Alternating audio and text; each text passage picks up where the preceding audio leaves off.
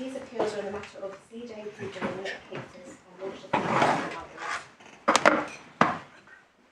of Yes. Forgive me, my lord. Just before Mr. Warnock begins, could I just apologise for the delay and explain that I may or may not have some issues hearing you with this kit. Is it working now? Well, speak to me. Is it working now?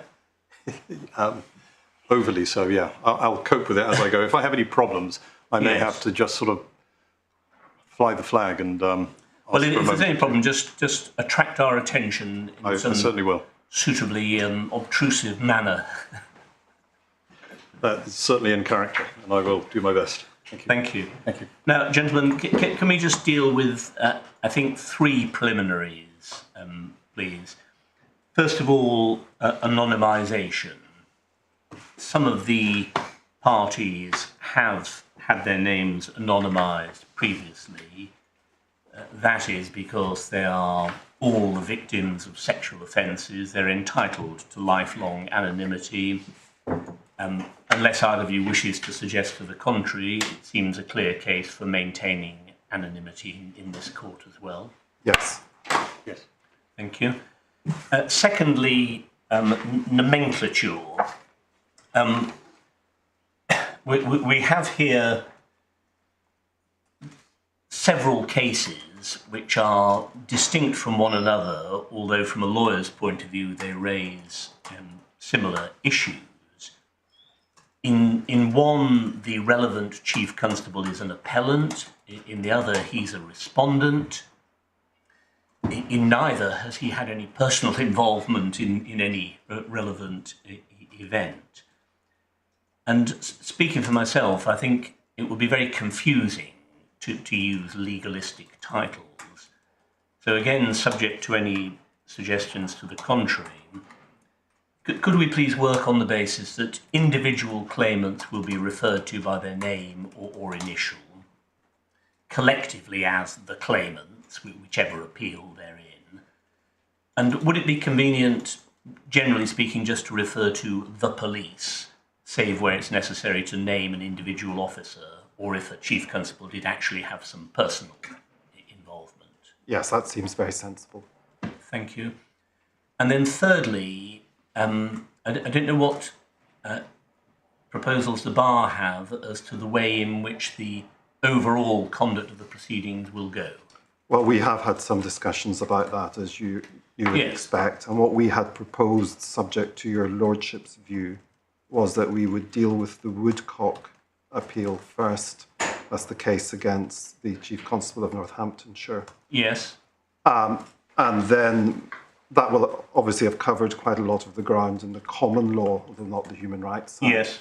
We will then move on to the cases against the Chief Constable of Wiltshire. We had agreed a timetable as well, subject to the court's approval, which would involve us finishing the Northamptonshire case by lunchtime tomorrow, although of course one might hope we might pick up some speed and do it faster than that. Mm-hmm. And that would leave the rest of the time for the Wiltshire case. Again, one might hope it might not need as much time, given that we'll have covered quite a lot of the ground in the first appeal.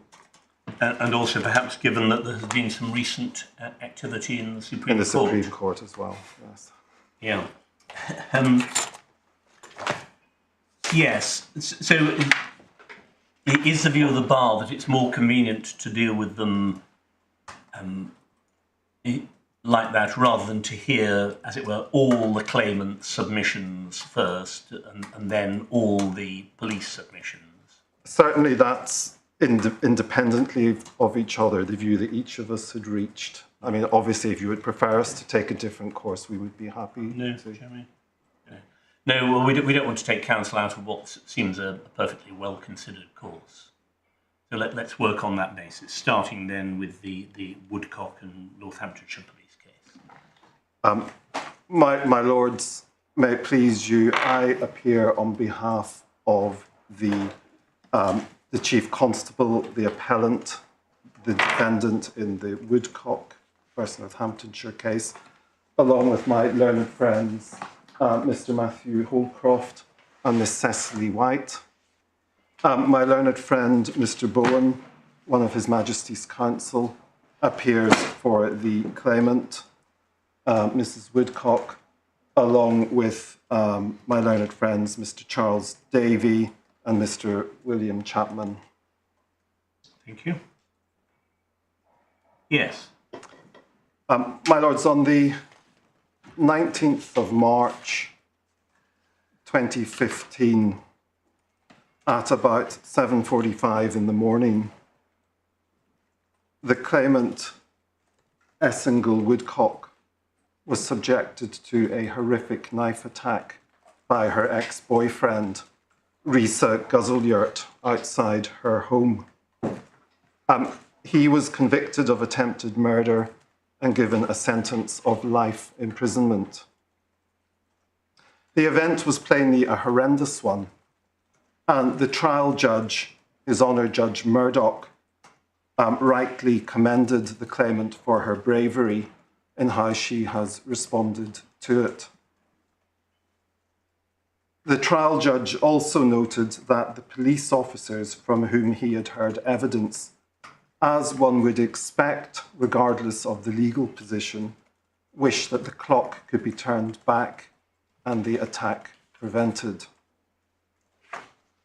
There is no doubt that the blame for this vicious crime lies at the door of Mr. Guzzleyurt. The issue which arises on this appeal, however, is whether the police officers are also liable for it in the tort of negligence for failing to prevent the attack from happening. The trial judge, His Honour Judge Murdoch, held that they were not. He held that the case was one involving omissions in the legal sense, and that the police had owed no relevant duty of care, and in any event, nor had they breached a duty, and he also found causation was not established. On appeal to the High Court, Mr. Justice Ritchie held that the police were liable. He held that although the police were not under a broader duty to protect the claimant, they had come under a duty to warn her of the impending attack, which had been reported to the police. It having been reported to the police that Mr. Guzzleyurt had been spotted lurking outside the claimant's house by a neighbour. And he held that the police had breached that duty to warn, and in relation to the issue of causation, he remitted it back to the trial judge. On this appeal,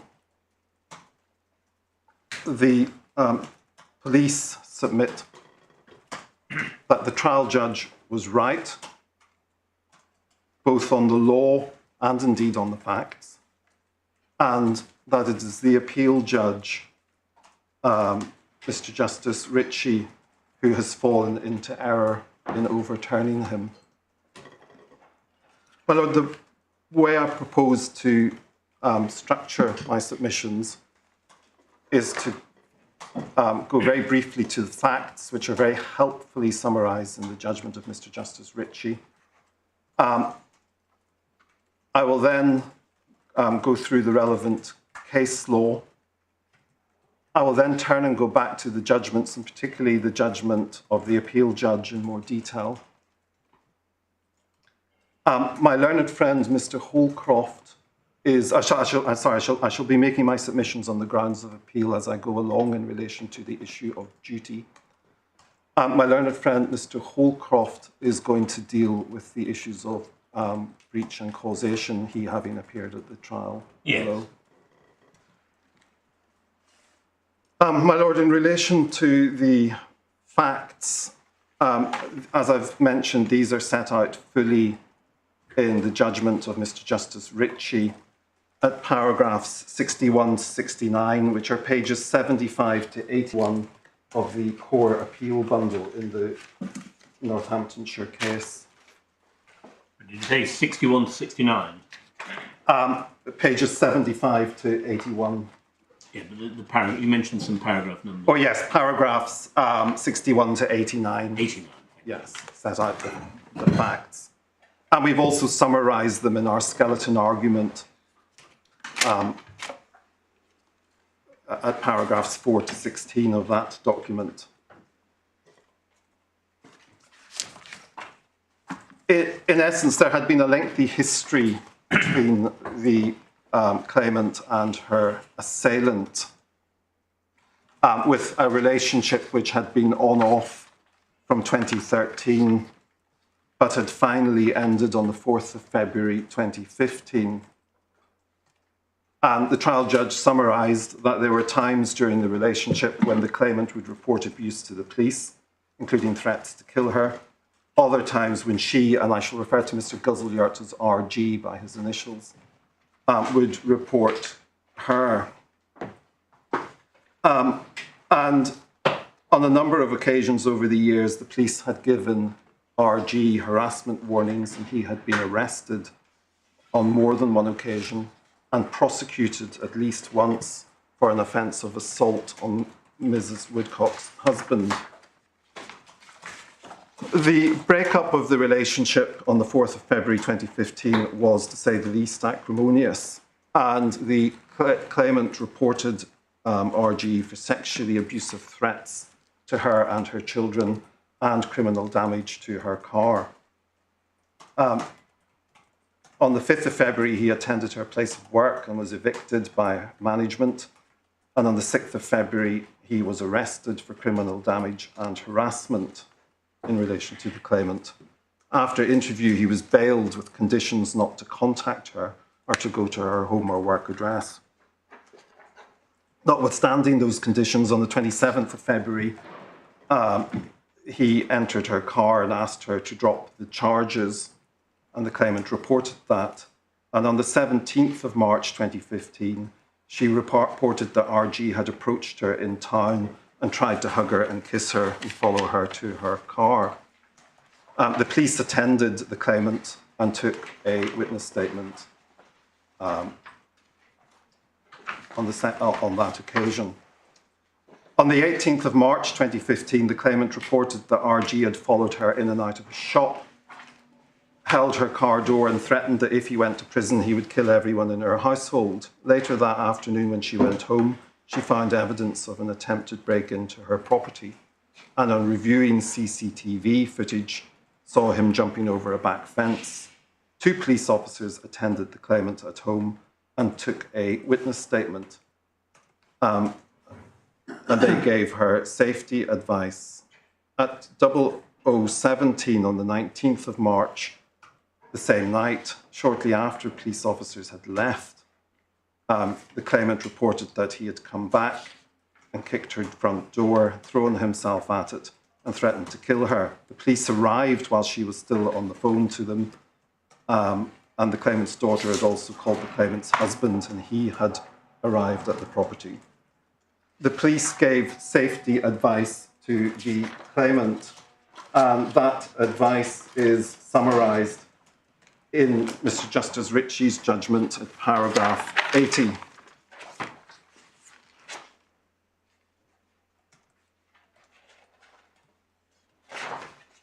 He records the safety plan constructed with the claimant on the 19th of March was as follows. For the claimant to keep her mobile phone fully charged at all times. If RG attended her home, to get into a locked room and call the police, to lock all windows and doors, to have family and friends stay over for the night, to call the police on 999 if she saw RG, to make neighbours aware of the issue.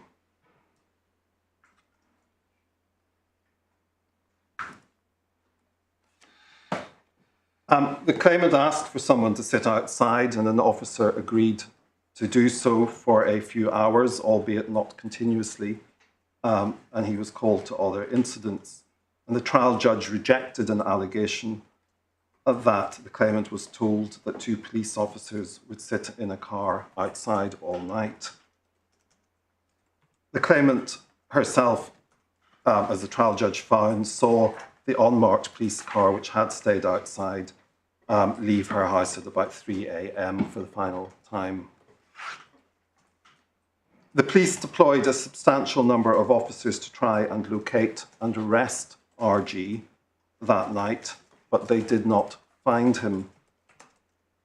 Police Sergeant Randall came on duty at 7 a.m. on the 19th of March. He took over the investigation and formulated a plan to arrest RG at his place of work, where he was due at 8 o'clock.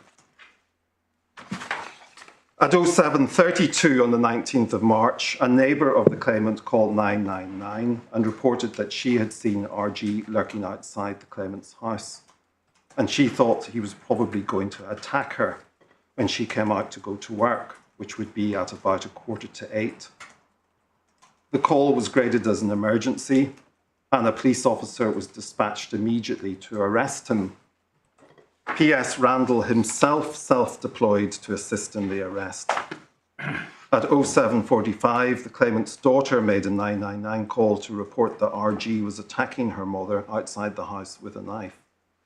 P.S. Randall was the first officer to arrive on the scene at 07:46.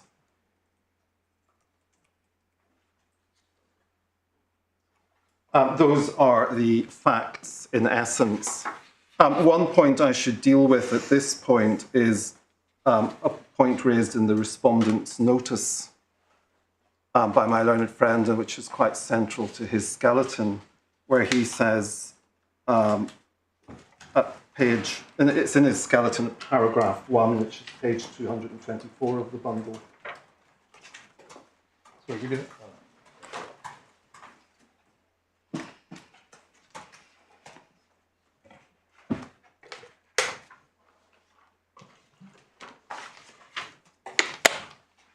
Where he says that in the introduction, he says, a 999 call from her neighbour N reported RG as skulking in and around her front garden. She thought he was waiting to attack R when she left her house with her children, and then underlined, and would have acted had the police not responded.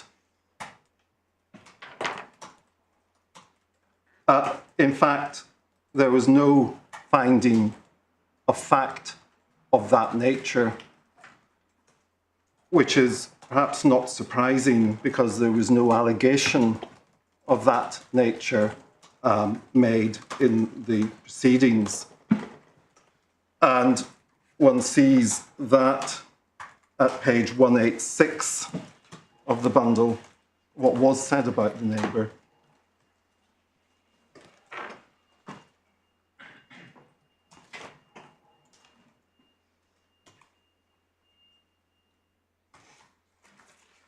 Page 186, paragraph 22. At 7:32 a.m., a neighbour of the claimant made a 999 call to the defendant and reported seeing a male loitering outside the claimant's property. The male was pacing around with his arms behind his back. The neighbour reported that the male was in a location where the claimant would not be able to see him. The neighbour stated that they believed this male was the ex-partner of the claimant and stated that this male had made threats to kill the claimant and her whole family if she did not drop charges against him. The neighbour stated that the claimant would be leaving for work soon and would not know he was there, and she believed he was there to attack the claimant when she left her address. Nothing pleaded about how the neighbour herself would have intervened. And then if we look at paragraphs 25 and 26 on page 187 on the allegations of duty, it is said it is averred from the 2nd of March 2015 at the latest, the defendant was under a duty of care to take reasonable steps to keep the claimant safe from being assaulted by Guzzleyurt.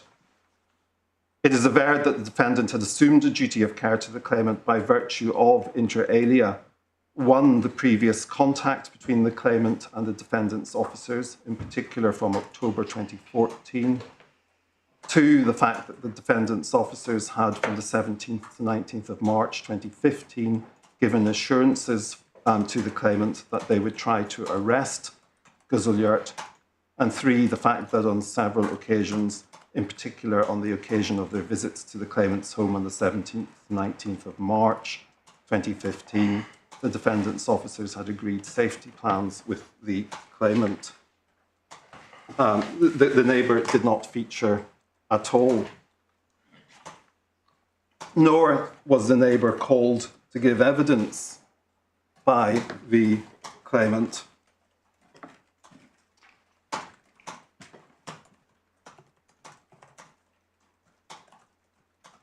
And so there was simply no evidence that the neighbour would have done something, nor any evidence that the police knew or ought to have known that she would have done something if that had been her intention. What was the status of the transcript of the phone call? That is part of the evidence that was before the judge, and I was going to come to that next. But it was the transcripts were admitted as evidence, or treated as evidence? I think they were treated as evidence. I think in the general principle that anything that finds its way into the trial bundle under the case of Charnock becomes evidence was the question of weight in relation to what the judge applies to it. I suspect that was the position. I didn't do the trial below, but in fact, we see what the neighbour, in fact, said to the officers, because it's at page 90 of the supplemental bundle in this appeal. Can you just hold on a second? Page 90 of the supplemental. Yeah, could you, I just need to get it open. Or shut it.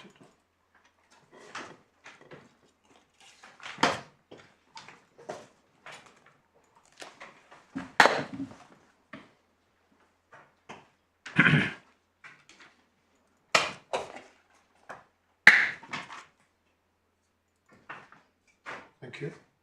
Page 90, this is during the 999 call from the neighbour. And one sees about halfway down the page, the operator says, right. The neighbour says, but I just think he's going to attack her. She's going to go to work about 7:45. Operator, okay, so not long at all. Neighbour, I've tried contacting her, but she's changed her mobile phone. So there's no way of me, unless I go over, I don't really want to get involved. Operator, okay, what's your name?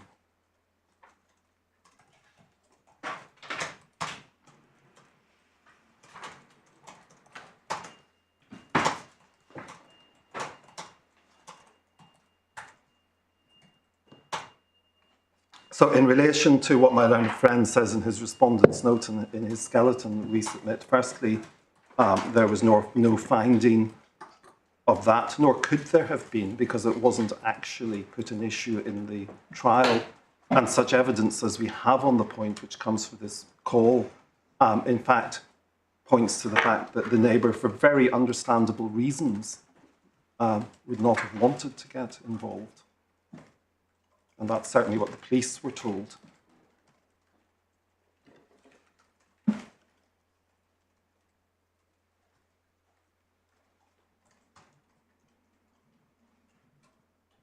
My Lord, against that background, can I turn to the authorities? And the authorities I propose to go to are Mitchell in Glasgow, Michael and the Chief Constable of South Wales, Robinson and Chief Constable of West Yorkshire, and Tyndall and the Chief Constable of Thames Valley Police, though I will also in passing mention Sherratt, since it's the case the judge has referred to. The case of Mitchell, it is fair to say, as I understand it, neither party referred the appeal judge to Mitchell, so it's fair to say that although it's mentioned in Michael, it may not have been at the forefront of his mind. But Mitchell appears at tab 3 of the authorities bundle, which is page No, this is where there may, frustratingly, there's a bundle issue because I think the electronic page numbers may be different. 83. 83. No case will be complete without a bundle issue. No, so it would seem.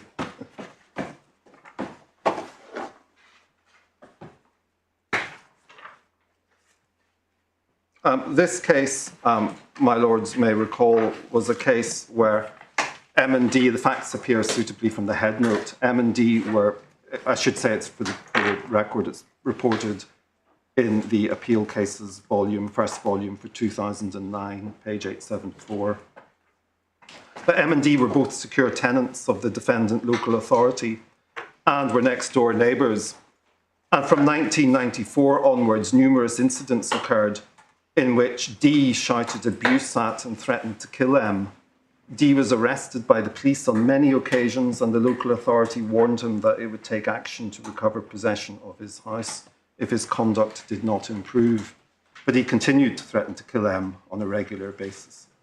In January 2001, the local authority served a notice of proceedings for recovery of possession on D, which provoked him into yet more threats against M. The local authority kept M informed of the steps it was taking against D at that stage. But in July 2001, without informing M, the authority summoned D to a meeting at which he was warned that continued antisocial behaviour could result in his eviction from the home. About an hour after leaving the meeting, D attacked M with such violence that M sustained injuries from which he subsequently died.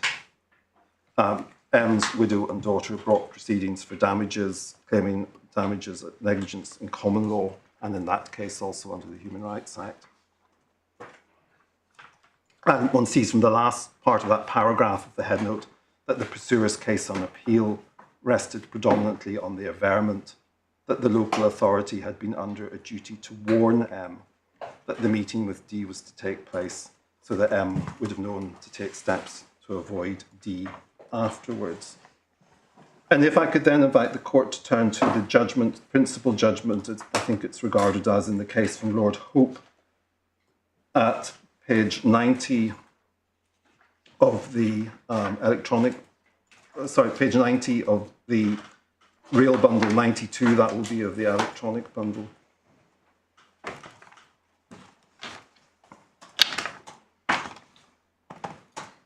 And at paragraph 14, he said, the issue of principle on which the defenders challenged the pursuer's common law case was put into sharp focus by counsel at the outset of his argument.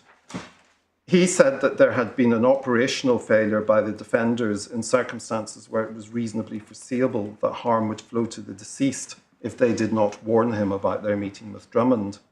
He stressed that the case was presented on a very narrow front. All he was saying was that there was a duty to warn, and that this duty arose because harm to the deceased was reasonably foreseeable. Beguilingly simple though this submission was, it raises fundamental issues about the scope of the duty that is owed to the third parties by landlords, whether in the public or private sector, whose tenants are abusive or violent to their neighbours. 3 points must be made at the outset to put the submission into its proper context. The first is that foreseeability of harm is not of itself enough for the imposition of a duty of care. See Dorset Yacht and Home Office, also Smith and Littlewoods, Hill and Chief Constable of West Yorkshire. Otherwise, to adopt Lord Keith of Kinkle's dramatic illustration in Yun Kun Yu and the Attorney General of Hong Kong, there would be liability and negligence on the part of one who sees another about to walk over a cliff with his head in the air and forbears to shout a warning. The second, which flows from the first, is that the law does not normally impose a positive duty on a person to protect others. As Lord Gough explained in Smith and Littlewoods, the common law does not impose liability for what, without more, may be called pure omissions. The third, which is a development of the second, is that the law does not impose a duty to prevent a person from being harmed by the criminal act of a third party based simply upon foreseeability, see Smith and Littlewoods. And the reason, of course, I refer to this passage is that, as I'll be submitting in due course when we look at his judgment, the appeal judge seem to see some distinction between a failure to warn and the omissions principle. At page 93, sorry, page which will be 95 on, I think, of the electronic bundle, but page 93 of the paper bundle. His Lordship, at this stage, the House of Lords was still applying the Caparo test, albeit this case has subsequently been regarded as correct by the Supreme Court because they had identified it was an omissions.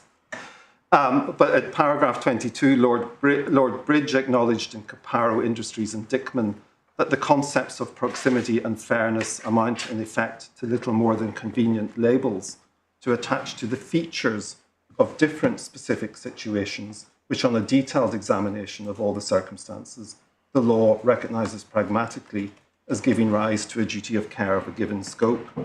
He said that the law had moved in the direction of attaching greater significance to the more traditional categorisation of distinct and recognisable situations as guides to the existence, the scope, the limits of the various duties of care which the law imposes. These are cases where, as Lord Reid suggested, the imposition of a duty of care is readily understandable. At paragraph 23, he said it is possible to identify situations of that kind. One is where the defender creates the source of danger, as in Haynes and Harwood, where a van drawn by horses in a crowded street was left unattended and bolted when a boy threw a stone at them.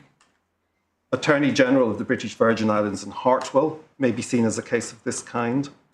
Hartwell was the pistol. That's the pistol, giving the pistol to the unstable police officer. Another is where the third party who causes damage was under the supervision or control of the defender, as in Dorset Yacht and the Home Office, where Borstal boys who escaped from the island and damaged the plaintiff's yacht were under the control and supervision of the officers who had retired to bed and left the boys to their own devices. Another, which is of particular significance in this case, is where the defender has assumed responsibility to the pursuer, which lies within the scope of the duty that's alleged. El Ghazuli Daff and the Commissioner of Police of the Metropolis, and Swinney and Chief Constable of Northumbria Police. Other examples of that kind that may be cited are Stransby and Troman, where a decorator who was working alone in a house went out, leaving it unlocked, and it was entered by a thief while he was away. W and Essex County Council, where the parents of an adopted child had received assurances from the council that they would not be allocated a child who was known to be or suspected of being a sexual abuser. And the circumstances that were reviewed in the King Amin and Secretary of State for the Home Department, where a prisoner was placed in a cell with another prisoner with a history of violence who perpetrated a racist attack on him from which he died. He also Reeves in the Commissioner of Police for the Metropolis. That was the suicide in custody case.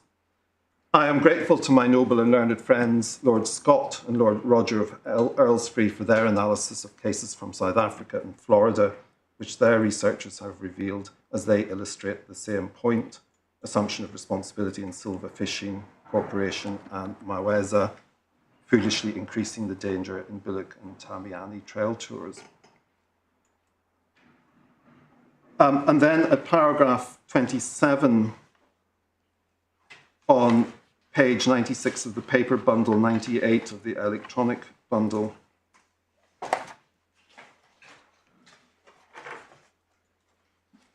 His Lordship said that the assertion that there was a duty to warn is deceptively simple.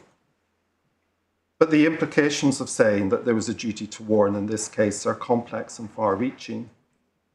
This, it may be said, is a clear case where there had been threats to kill, and Drummond's behaviour suggested that, if provoked, he might give effect to them. But if there was a duty to warn in this case, must it not follow that there's a duty to warn in every case where a social landlord has reason to suspect that his tenant may react to steps to address his antisocial behaviour by attacking the person or property of anyone he suspects of informing against him? And if social landlords are under such a duty, must social workers and private landlords not be under the same duty too? In this case, it is said that the duty was owed to the deceased, but others in the neighbourhood had complained to the defenders about Drummond's behaviour. Was the duty to warn not owed to them also? It is said that there was a duty to keep the deceased informed of the steps that they proposed to take against Drummond, and in particular to warn him that a meeting had been arranged for the 31st of July. This suggests that the defenders would have to determine step by step at each stage whether or not the actions that they proposed to take in fulfilment of their responsibilities as landlords required a warning to be given, and to whom. And they would have had to defer taking that step until the warning had been received by everyone and an opportunity given for it to be acted on. The more attentive they were to their ordinary duties as landlords, the more onerous the duty would become.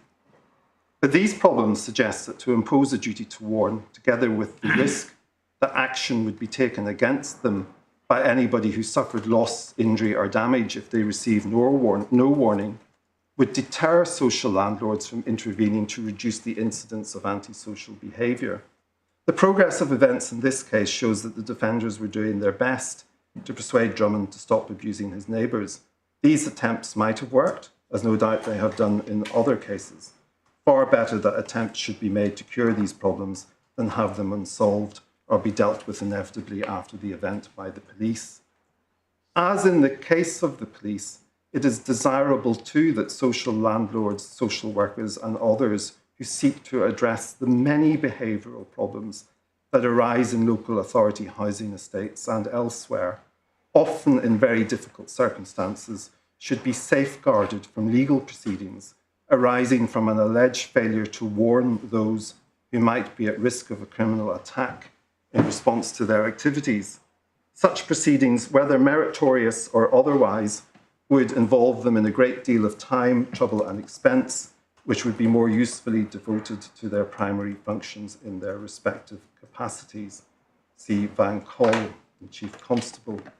There are other considerations too. Defensive measures against the risk of legal proceedings would be likely to create a practice of giving warnings as a matter of routine. Many of them would be for no good purpose, while others would risk causing undue alarm or reveal the taking of steps that would be best kept confidential.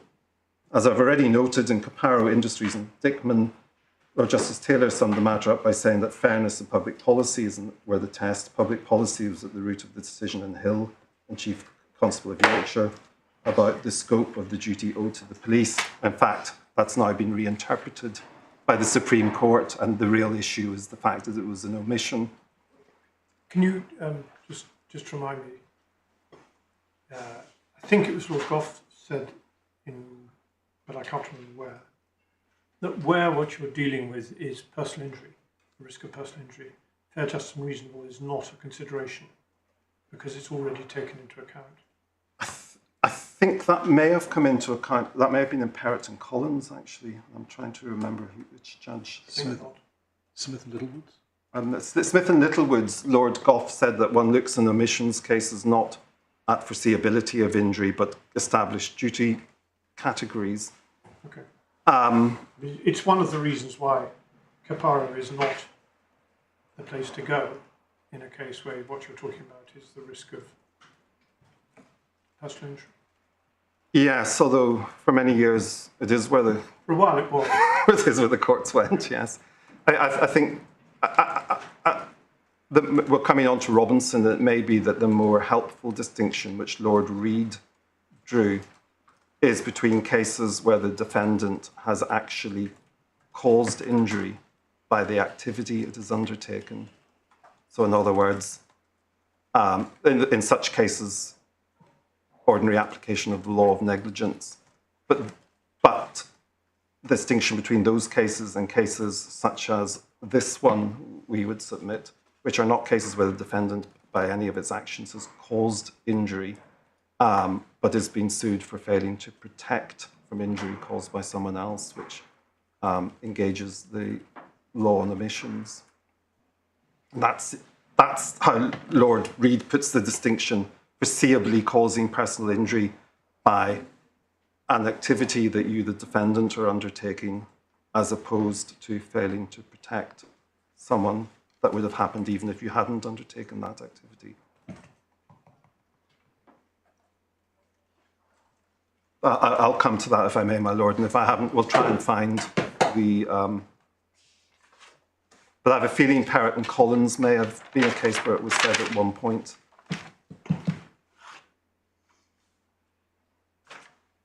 I found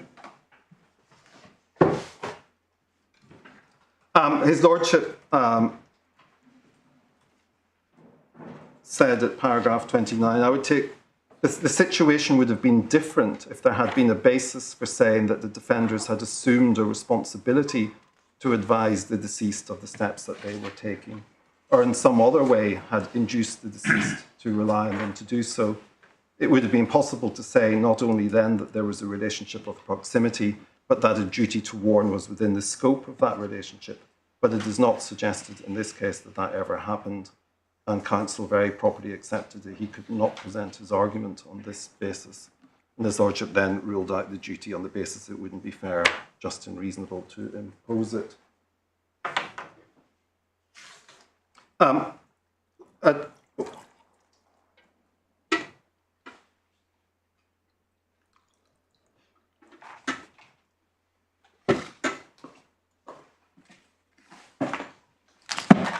Lord Scott, who agreed with Lord Hope, at paragraph 39 on page 100 of the paper bundle, or 102 of the electronic bundle, said it's a feature of the common law, both of England and Wales and of Scotland, that liability or negligence is not imposed for what is sometimes described as a mere omission. Lord Atkin and Donoghue and Stevenson referred to the duty to take reasonable care to avoid acts or omissions which you can reasonably foresee would be likely to injure your neighbour. Yet it is accepted in both jurisdictions that the Pharisee who passed by the injured man on the other side of the road would not, by his failure to offer any assistance, have incurred any legal liability. A legal duty to take positive steps to prevent harm or injury to another requires the presence of some feature additional to reasonable foreseeability that a failure to do so is likely to result in the person in question suffering harm or injury. The Pharisee, both in England and Wales and in Scotland, would have been in breach of no more than a moral obligation. And at paragraph 44 on page 102 of the paper bundle. Sorry, 102. Yes, but the paragraph begins at 101. But I'm going to go to paragraph page 102 of the paper bundle, page 104 of the electronic bundle. At letter D, His Lordship said the attempt to found an action upon the local authorities' failure to warn is, in my opinion, an attempt to found an action upon a mere omission. Lord Brown, if I can come back to the other two judgments, if I can go to Lord Brown at 113 of the paper bundle, paragraph 83, page 115 of the electronic bundle, said that, as Lord Hope has explained, the sole and very narrow basis upon which the pursuers now put their claim is that the defenders were under a duty to warn the deceased of precisely when they proposed to threaten their tenant with eviction, since it would be this threat which predictably might precipitate violence on his part. To my mind, this argument is convincingly disposed of by Lord Hope, paragraphs 27 and 28, and there is little I can usefully add to the point. In my opinion, there will be very few occasions on which a bare duty by A to warn B of possible impending violence by C will arise, given, as already stated, that A cannot in any meaningful sense be said to have created the risk of injury that foreseeably arose here, or to have assumed specific responsibility for B's safety from C. The contention that he was under a positive duty to warn B and that he is liable for B's death because of a mere omission to do so appears to me plainly unsustainable. And I should have said that this was actually a strikeout, this case. The case was actually struck out. It's fair to say that Lord Roger and Lady Hale didn't regard it as a pure omissions case because they pointed out that the local authority in this case had done something. In other words, it had the meeting with D, which had provoked him. And we see that in Lord Rogers' judgment, paragraph 55 on page 104 of the paper bundle.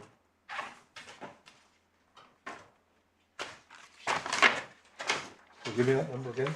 Page 104, paragraph 55.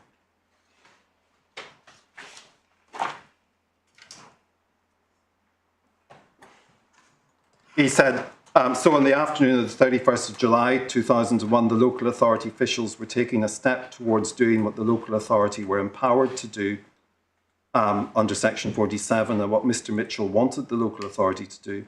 Later that afternoon, Drummond assaulted Mr. Mitchell. On behalf of the local authority, Mr. Smith argued that the pursuers were seeking to make the local authority liable for omission, for failing to warn Mr. Mitchell. And of course, he is right. But the position of the local authority is not exactly comparable to, say, someone watching and doing nothing as a child drowns in a shallow pool or a blind man walks into the path of an oncoming car. In such cases, the observer plays no part in the events. Here, however, what the local authority officials told Drummond undoubtedly led to his assault on Mr. Mitchell. According to the analysis and terminology of Hart and Honoré causation in the law, by telling Drummond at the meeting that the local authority were going to issue a fresh notice of proceedings, the officials provided an opportunity for Drummond to assault Mitchell. It might be preferable to say that what the officials did at the meeting provided a particular reason why foreseeably Drummond might choose to assault him, or to adopt the expression used by Lord Sumner in Weld, Blundell and Stevens, what they did can be seen as giving the occasion to Drummond's attack. So they had a slightly different, it doesn't affect our case because our case is a pure omissions, but I thought I should draw that to your attention. And Lady Hale also said at page 111, paragraph 76, she said the second point upon which we were all agreed is that foreseeability alone is not enough to impose a duty to safeguard a person from the criminal acts of third parties. It is a necessary but not a sufficient condition. There must be something more. Lord Roger and Lord Brown, in their opinion... Sorry, what paragraph you on? Paragraph 76. Thank you. Lord Roger and Lord Brown, in their opinions, have given some examples, none of which applies in this case. In essence, there must be some particular reason why X should be held to have assumed the responsibility of protecting Y from harm caused by the criminal acts of Z. I share the view of Lord Roger in paragraph 55 that this is not a pure omission case. A driver who takes to the roads and thus is an actor in the drama is liable for the things which he fails to do as well for the things which he does. His failure to keep a proper lookout or to indicate when he proposes to change direction is an omission, but he took the action of propelling his car in a particular way. Thus, it could be said the local authority were actors in this drama. They took the action of summoning Mr. Drummond to warn him what they proposed to do if he did not mend his ways, just as the driver should not change direction without taking steps to safeguard other road users from harm. It could be said the local authority should not take action against one tenant without taking steps to safeguard his neighbours from harm.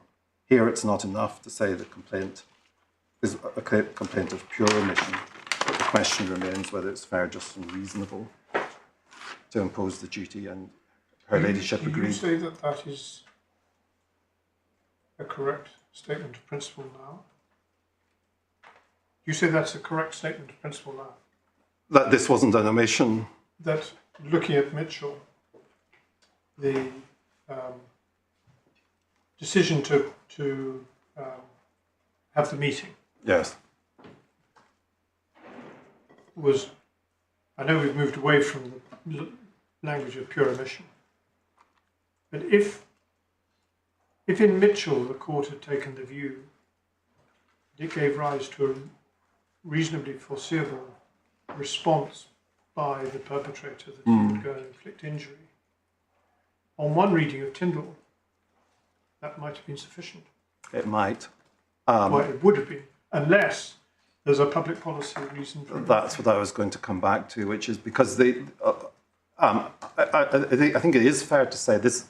You could view Mitchell as not being a pure omissions case because of the fact, for the reasons that Lord Roger and Lady Hale have given. But Nonetheless, was struck out. it was struck out because the Supreme Court have viewed Mitchell subsequently as correctly decided, and indeed have referred to it as an application of the omissions principle in Michael, and that's how the majority decided it. They decided it as an omissions case.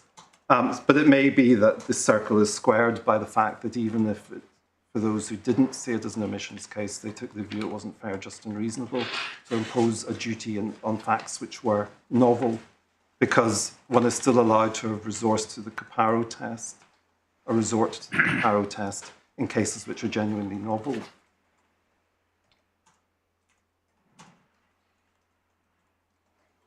It could matter in this case. Well, I think what I submit in relation to that is even we're not in the territory that Lord Roger and Lord Lady Hale were looking at. No, I understand that. Because there wasn't anything. If Mr. Bowen persuades us to his view of the facts, then I think he would wish to argue that it's not a pure omission, gives rise to a reasonably foreseeable risk of danger. I'm not saying I accept the argument at the moment, but I'm just trying to see what the current status of Mitchell is, whether we really want to look at Mitchell at all. Well, I submit Mitchell does remain good law, actually, and it's Good law. Yes, and it is On the view of the majority. Yes, and has been blessed as such by the Supreme Court subsequently. And it is helpful in this case because the one thing that nobody suggests in Mitchell is that a failure to warn is somehow different from a duty to protect.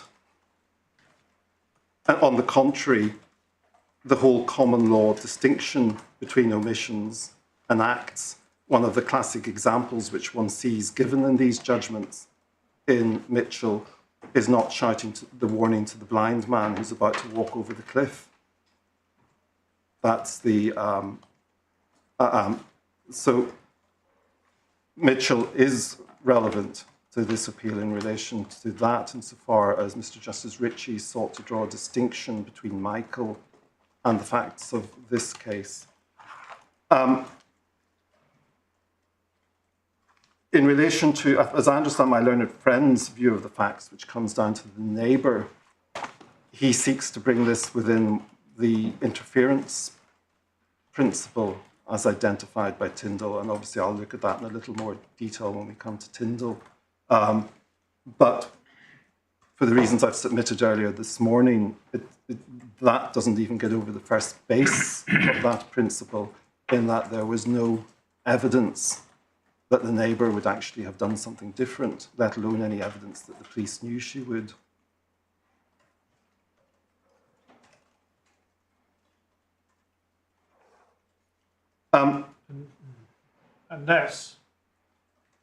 Unless you go to page, I think it's 1030 of Capital and Counties, and say that if there's a duty and if there's a breach, then it falls on the person in breach to prove a lack of causation.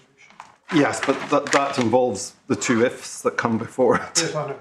And indeed, my learned friend tried to argue that in Tyndall, that you could go straight to that part of Capital and Counties. But the Supreme Court said, no, he didn't get past the duty stage first on the knowledge of the police, even on the facts of Tyndall.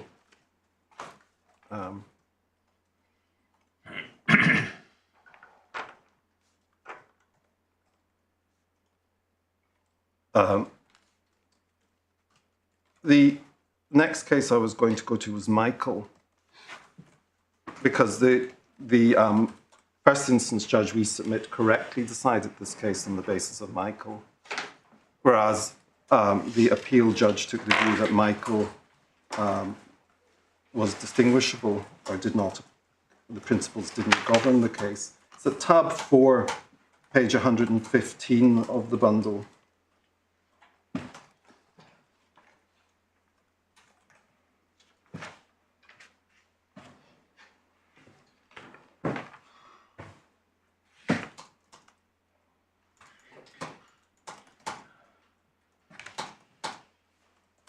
And the facts were that the victim made an emergency call on her mobile phone to the police from her home. The signal was received at it's reported in the 2015 Appeal Cases, Volume 1732. The victim made an emergency call on her mobile phone to the police from her home. The signal was received at the mast across the county border, and accordingly, a call handler from a neighbouring police force took the call. The victim said that her former partner had come to her home, found her with someone else, bitten her ear really hard, taken the other person away in his car, and said he would return to hit her. At a later point in the call, she reported that the former partner had said he was going to return to kill her, but the call handler apparently failed to hear her say that. The call handler said that the call would be passed on to the appropriate police force, which would want to call the victim back, and asked her to keep her phone available for that call. The victim's emergency call was automatically graded as requiring an immediate response, envisaging attendance at her house within about 5 minutes. The call handler then reported to the emergency control room at the appropriate police force that the former partner had threatened to return to the victim, but did not refer to the threat to kill her. The call was graded by the appropriate police force at a lower priority level, requiring a response within 60 minutes. Before the appropriate police force had responded to the original emergency call, and some 15 minutes after it had been made, the victim called 999 again when she was heard to scream. The police responded immediately but found that she had been stabbed to death, and her former partner was subsequently convicted of murder, and her estate sued under the Common Law and the Human Rights Act. And the Supreme Court, by a majority, Lady Hale and Lord Kerr dissenting, held that the common law claim was rightly struck out. And at paragraph 18 of the bundle on page 127,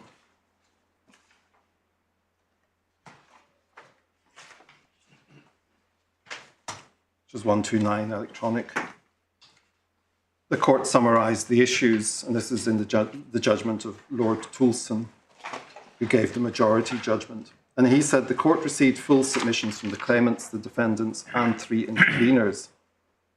Liberty and Refuge made joint written submissions. Separate but broadly similar written submissions were made by Welsh Women's Aid. The court heard oral submissions on behalf of the claimant from counsel. The arguments raised the following issues.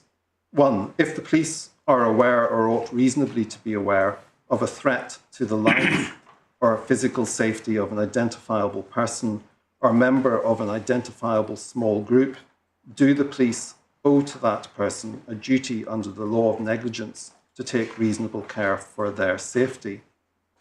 I will refer to this as the intervener's liability principle because it was advanced by Miss Monaghan, who represented them.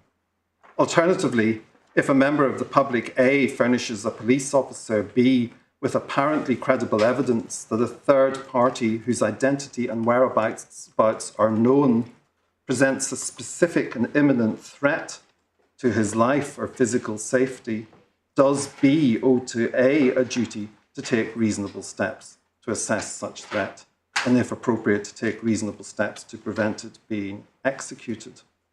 I will refer to this for convenience as Lord Bingham's liability principle, because that is how Lord Bingham of Cornhill described it in his dissenting judgment in Smith and Chief Constable of Sussex. And on the basis of what was said in the first 999 call and the circumstances in which it was made, should the force be held to have assumed responsibility to take reasonable care for Ms. Michael's safety and therefore owed her a duty of care in negligence?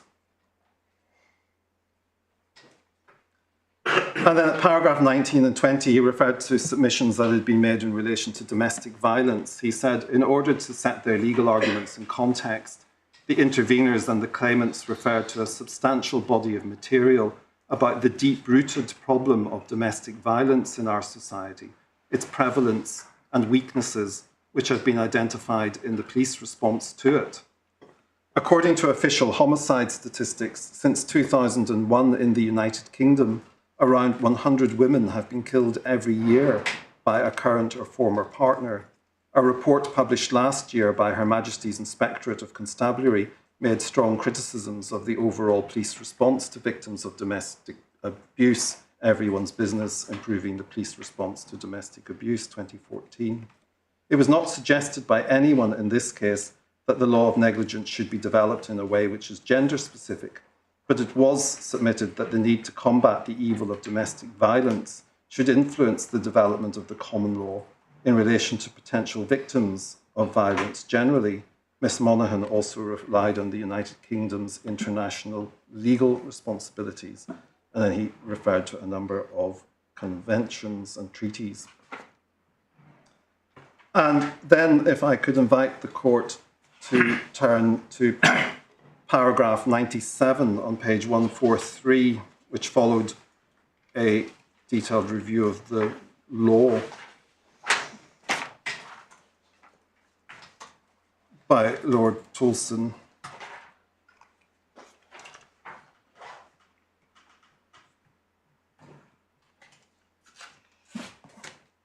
He said, issues 1 and 2, did the police owe a duty of care to Ms Michael on receiving her 999 call? And he said, English law does not, as a general rule, impose liability on a defendant for injury or damage to the person or property of a claimant.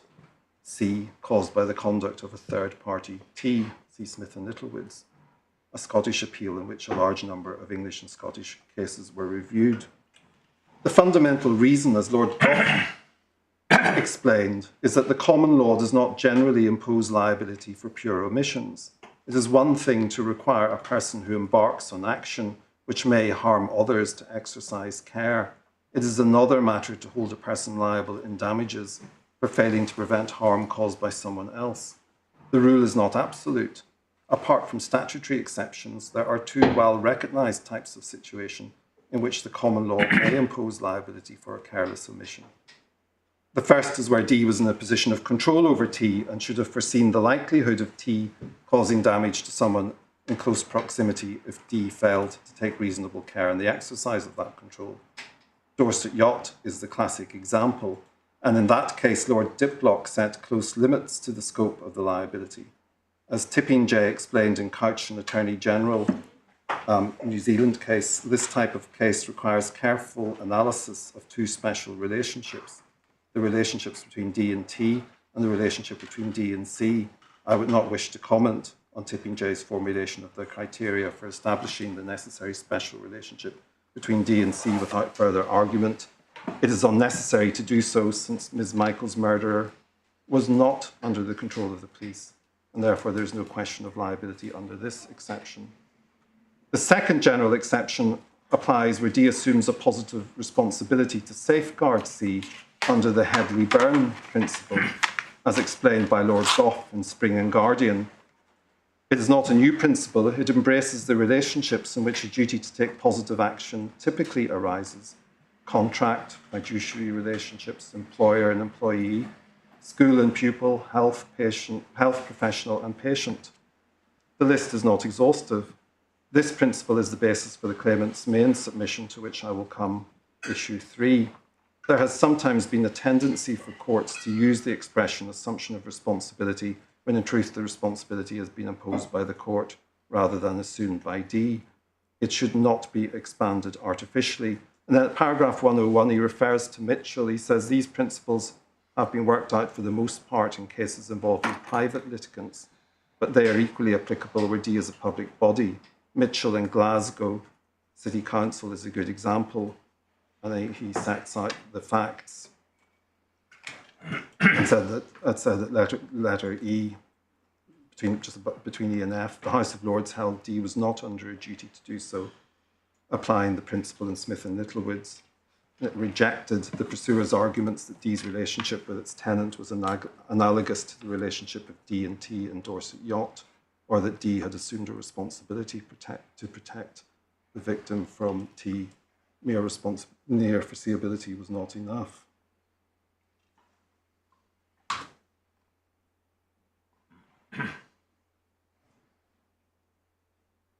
And at 102, he said, it's true that the categories of negligence are never closed. see Heaven and Pender, and it would be open to the court to create a new exception to the general rule about omissions. The development of the law of negligence has been by an incremental process rather than giant steps. The established method of the court involves examining the decided cases to see how far the law has gone and where it has refrained from going. From that analysis, it looks to see whether there is an argument by analogy for extending liability to a new situation, or whether an earlier limitation is no longer logically or socially justifiable. In doing so, it pays regard to the need for the overall coherence. Often there will be a mixture of policy considerations to take into account. And then at paragraphs 113 on page 147,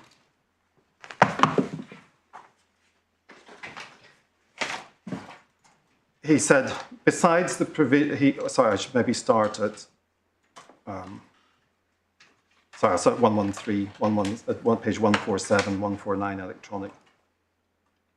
He'd referred to services such as education and health, but he said, besides the provision of such services which are not peculiarly governmental in their nature, it is a feature of our government, or it is a feature of our system of government that many areas of life are subject to forms of state-controlled licensing, regulation, inspection, intervention, and assistance aimed at protecting the general public from physical or economic harm caused by the activities of other members of society, or sometimes from natural disasters.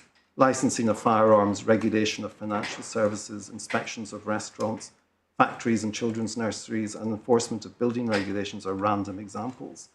To compile a comprehensive list would be virtually impossible because the systems designed to protect the public from harm of one kind or another are so extensive. It does not follow from the setting up of a protective system from public resources that if it fails to achieve its purpose through organisational defects or fault on the part of an individual, the public at large should bear the additional burden of compensating a victim for harm caused by the actions of a third party for whose behaviour the state is not responsible.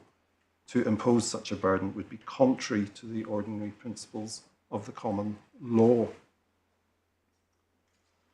And then he says the refusal of the courts to impose a private law duty on the police to exercise reasonable care to safeguard victims or potential victims of crime, except in cases where there has been representation and reliance, does not involve giving special treatment to the police. It is consistent with the way the common law has been applied to other authorities vested with powers or duties as a matter of public law for the protection of the public.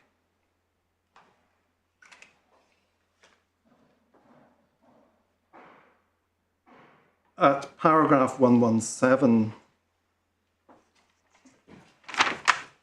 he referred then to what he described as the intervener's liability principle. And he said that two arguments in support had been advanced.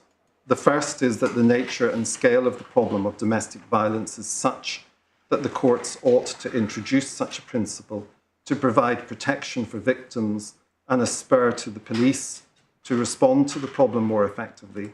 The second is that the common law should be extended in harmony with obligations of the police under Articles 2 and 3 of the European Convention. I recognise that fully that the statistics about the incidence of domestic violence and the facts of individual cases such as the present are shocking. I recognise also that the court has been presented with fresh material on the subject. However, I am not persuaded that they should cause the court to create a new duty of care for several reasons. If the foundation of a duty of care is the public law duty of the police for the preservation of the Queen's peace, it is hard to see why the duty should be confined to potential victims of a particular kind of breach of the peace. Would a duty of care be owed to a person who reported a credible threat to burn down his house? Would it be owed to a company which reported a credible threat by animal rights extremists to its premises? If not, why not? It's also hard to see why it should be limited to particular potential victims. If the police fail through lack of care to catch a criminal before he shoots and injures his intended victim and also a bystander, or if he misses his intended target and hits someone else, is it right that one should be entitled to compensation but not the other, when the duty of the police is a general duty for the preservation of the Queen's peace? Similarly, if the intelligence services fail to respond appropriately to intelligence that a terrorist group is intending to bring down an airliner, is it right that the service should be liable to the dependents of the victims on the plane, but not the victims on the ground? Such a distinction would be understandable if the duty is founded on a representation to and reliance by a particular individual, but that is not the basis of the intervener's liability principle. These questions underline the fact that the duty of the police for the preservation of the peace is owed to members of the public at large and does not involve the kind of closer special relationship, proximity or neighbourhood necessary for the imposition of a private law duty of care. As to the argument that imposition of the intervener's liability should improve the performance of the police in dealing with cases of actual or domestic violence or threatened domestic violence, the court has no way of judging the likely operational consequences of changing the law of negligence in the way that is proposed. Mr. Bowen and Miss Monaghan were critical of statements in the Hill case and other cases that the imposition of a duty of care would inevitably lead to an unduly defensive attitude by the police. Those criticisms have force, but the court would risk falling into equal error if it were to accept the proposition on the basis of intuition that a change in the civil law would lead to a reduction of domestic violence or an improvement in its investigation. Failures in the proper investigation of reports of violence or threatened violence can have disciplinary consequences, as there were in the present case, and it is speculative whether the addition of a potential liability at common law would make a practical difference at the individual level to the conduct of police officers and support staff. At an institutional level, it is possible to imagine that it might lead to police forces changing their priorities by applying more resources to reports of violence or threatened violence. But if so, it's hard to see that that would be in the public interest for the determination of police priorities to be affected by the risk of being sued. The only consequence of which one can be sure is that the imposition of liability on the police to compensate victims of violence on the basis that the police should have prevented it would have potentially significant financial implications. The payment of compensation and the costs of dealing with claims, whether successful or unsuccessful, would have to come either from the police budget with a corresponding reduction in the spending on other services, or from an increased burden on the public, or the combination of the two. And then he rejected an argument that the common law should develop in accordance with the Human Rights Act. He said in support, this is paragraph 123, in support of the argument that the court should develop the common law to encompass the duties of the police under the Convention, Mr. Bowen and Miss Monaghan submitted that consistency between the common law and Convention should be encouraged and relied in particular on observations of the Court of Appeal in D&E Berkshire. There are certainly areas where the Convention has had an influence on the common law. Possibly the most striking example is in the law of confidentiality, which the courts have developed to include a partial law of privacy in response to the requirements of Article 8, see Campbell and MGN. But 2 points should be noted about that.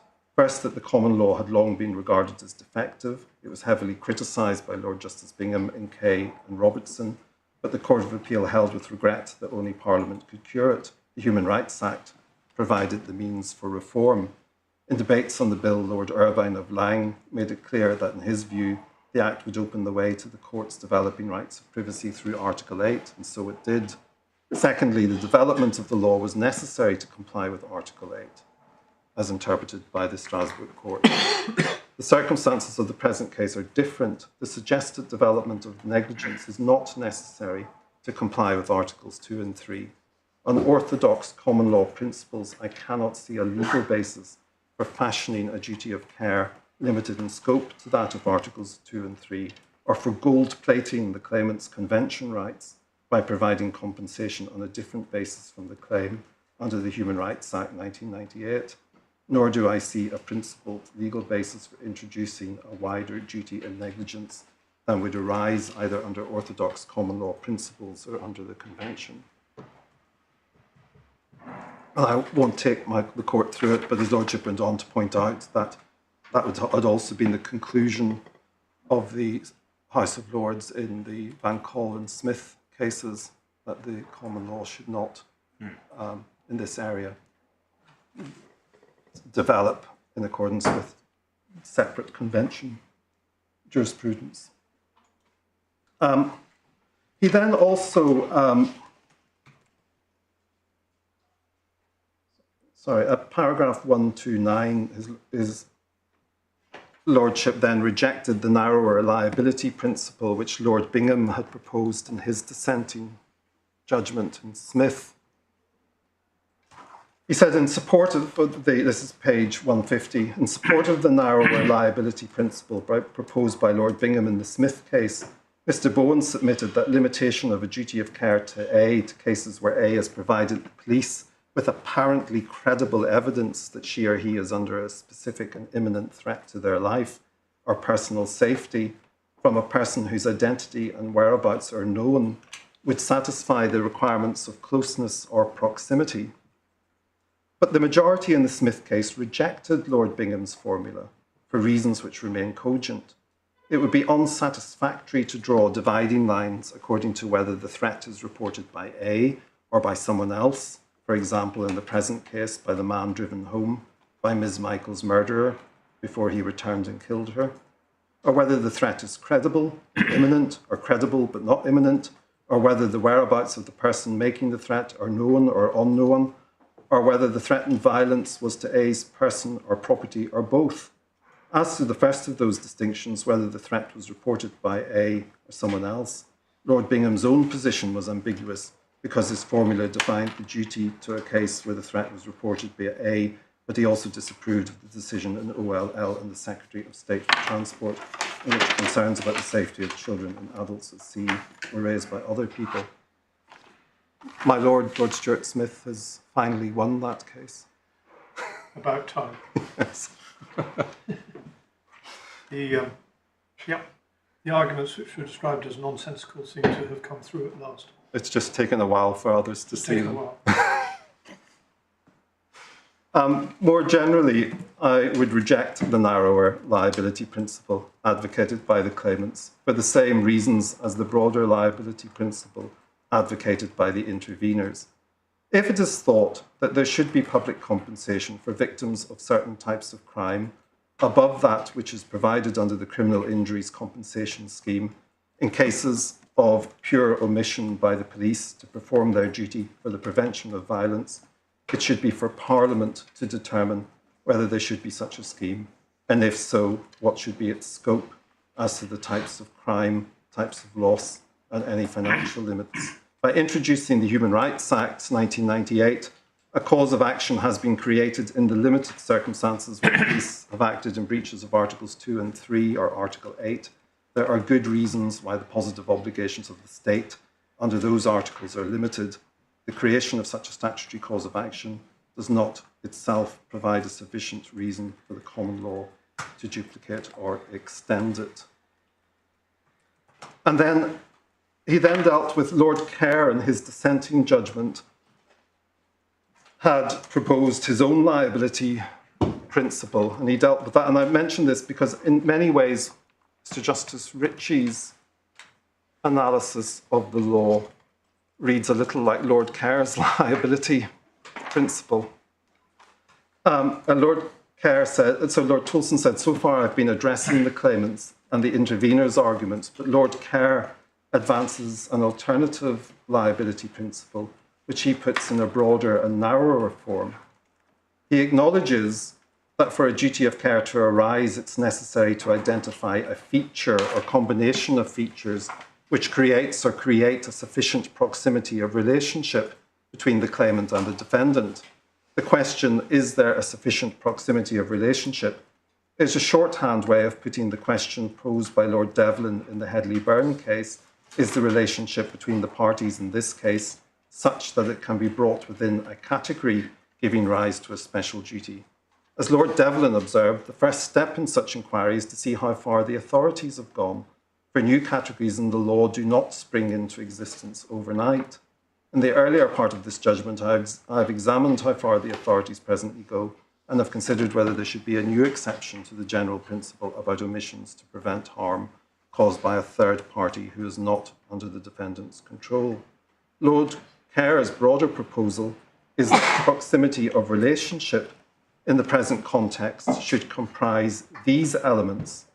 1, closeness of association between the claimant and the defendant, which can but need not necessarily arise from information communicated to the defendant.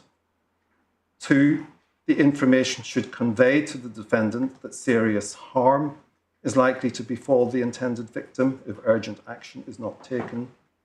3, that the defendant is a person or agency who might reasonably be expected to provide protection in those circumstances.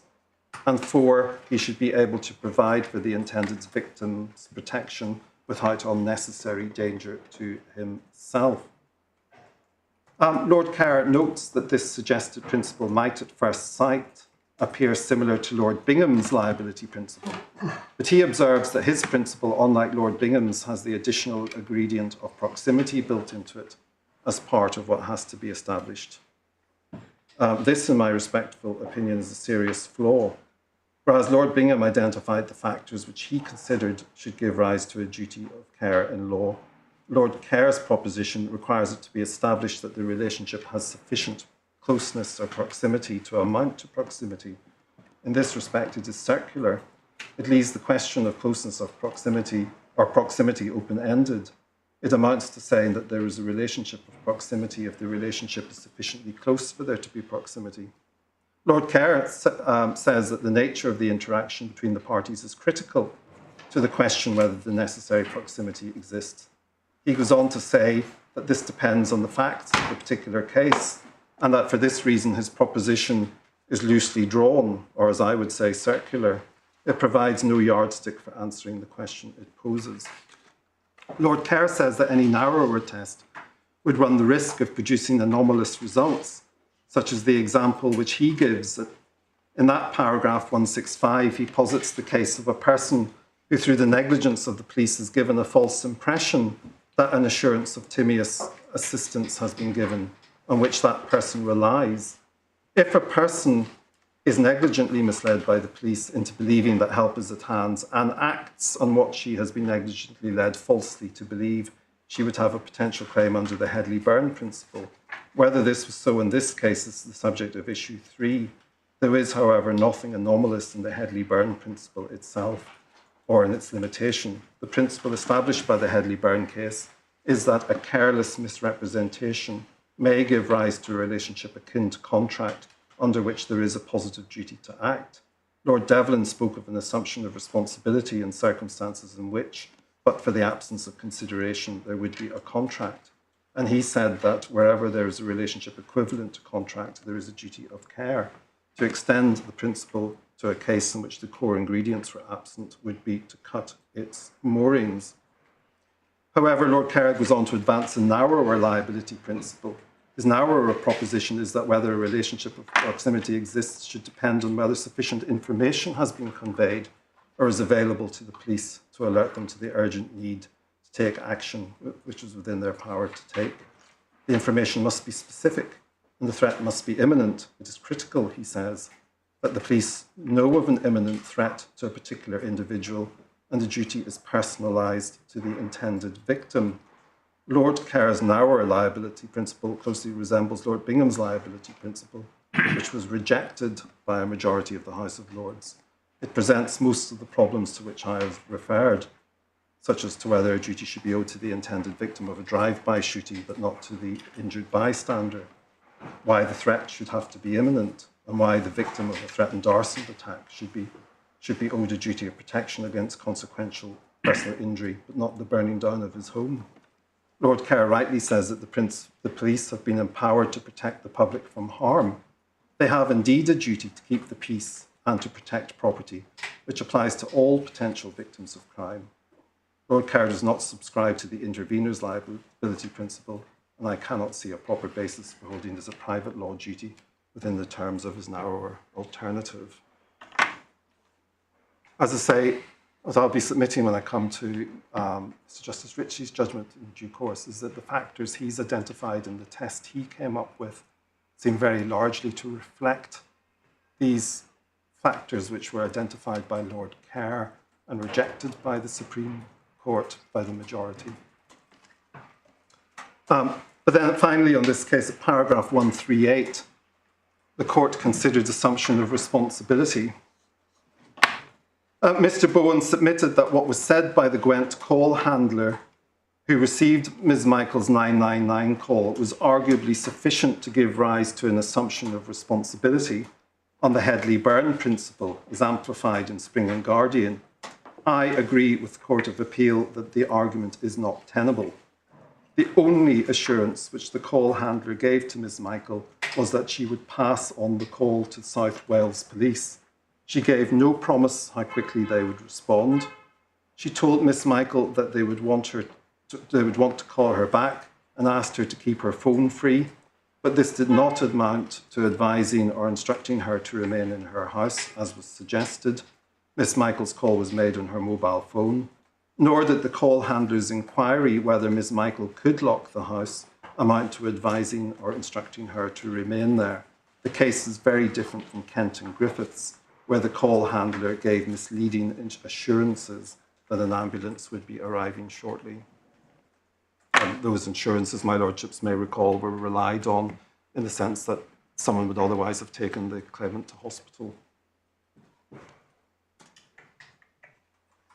Did you say that was the final passage you wanted to take us to in this case? Yes, it is. Good. Well, we'll just rise very briefly for 5 minutes, just so that everyone can stretch their legs, but in particular I can stretch my leg. All rise available.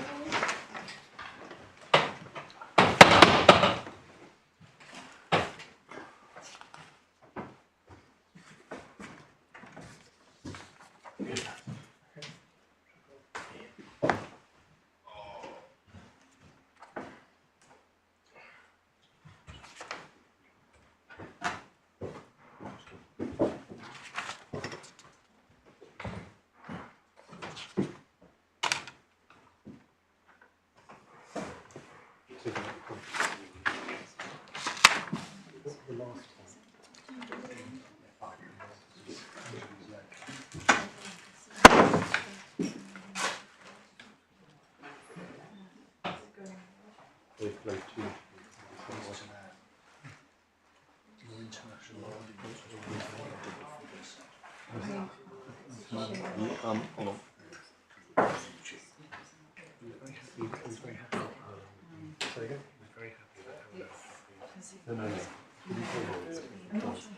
Yeah, that one I nearly jumped up to the next chance. He was arguing against himself. Where have you got to?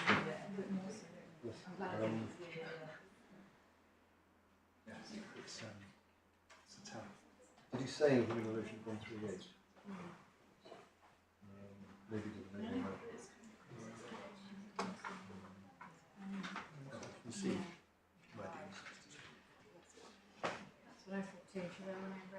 you're a hard worker. Am I? You are a hard worker. Or you want submission? How long do you live streaming? You're going to... Yeah, I'm live streaming. Nick, all of it done. you've got on your... Yes.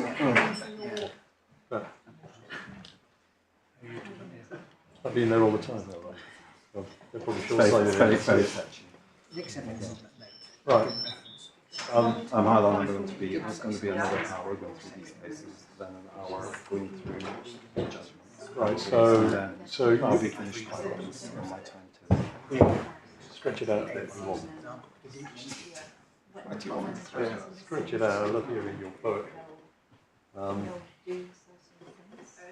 So 3:15. Right. Okay.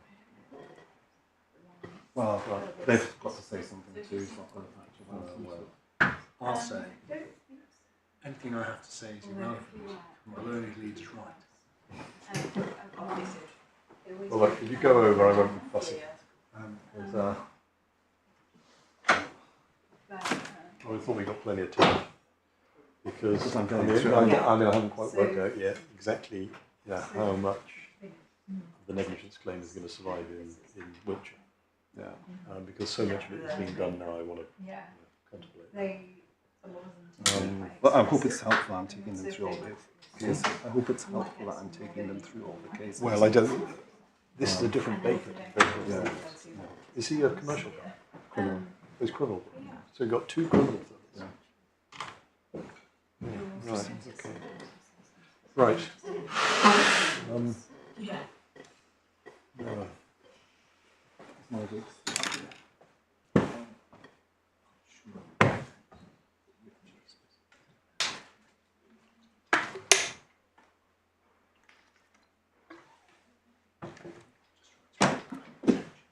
Are you going to go over?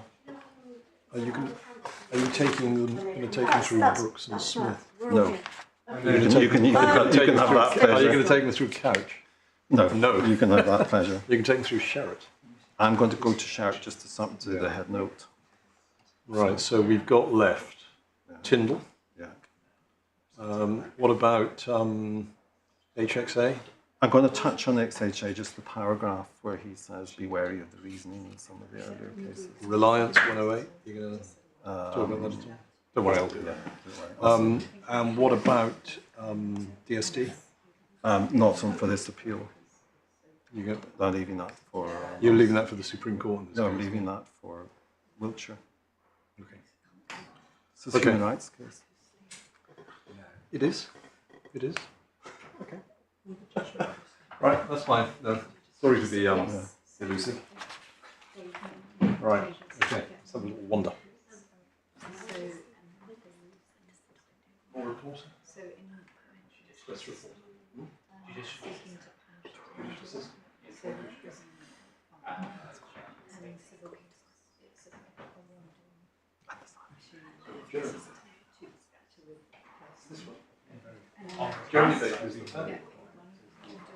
Right. Yeah. So, if this were... Oh, I see. For example, yeah. Is he great? Right. QRDD. Yeah, it happened in the purchase. So, He was found. So in the case of Americans, it's slightly different. Yeah.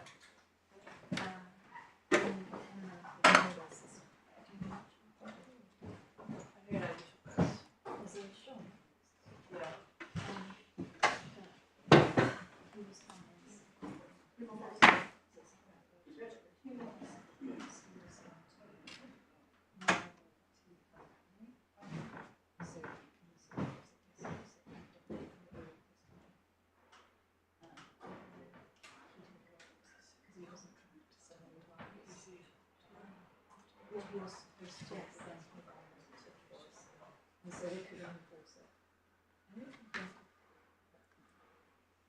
But that's going to show the difference.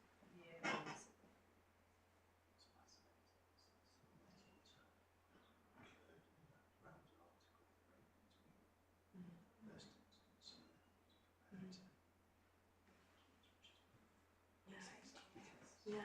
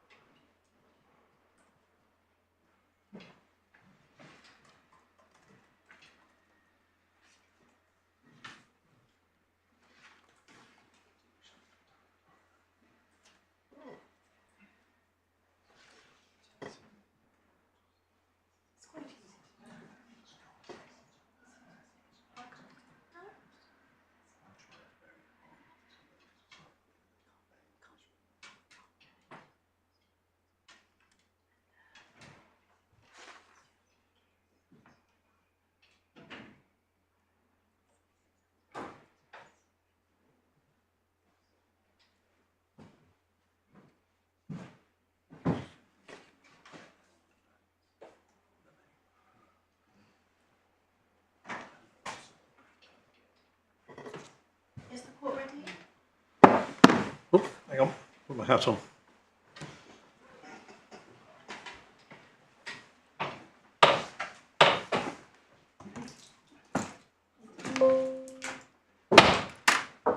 All rise if able.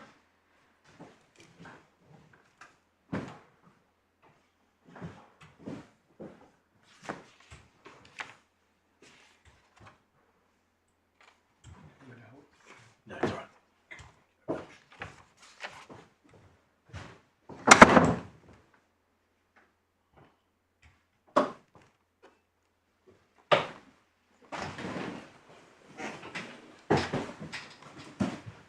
Yes. My Lords, I was going to turn next to Robinson, which is at page 178.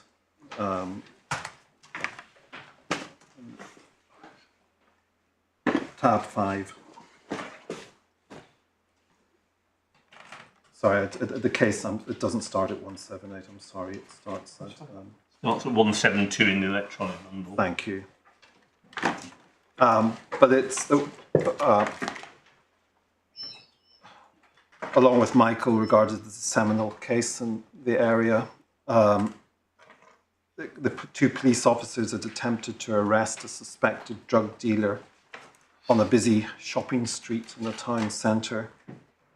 A struggle took place during which the three men knocked into the claimant, who was a relatively frail woman, aged 76, who was passing by, and they all fell to the ground with the claimant underneath. She suffered injuries and she sued on the basis that the decision taken by the police to arrest and the way that they'd executed the arrest in those circumstances was... Mr. Warnock, I don't know about Mr. Bowen, but you've got some unfair competition. So if you could turn the volume up. I will turn the volume up. 1 degree, I would be grateful. I will.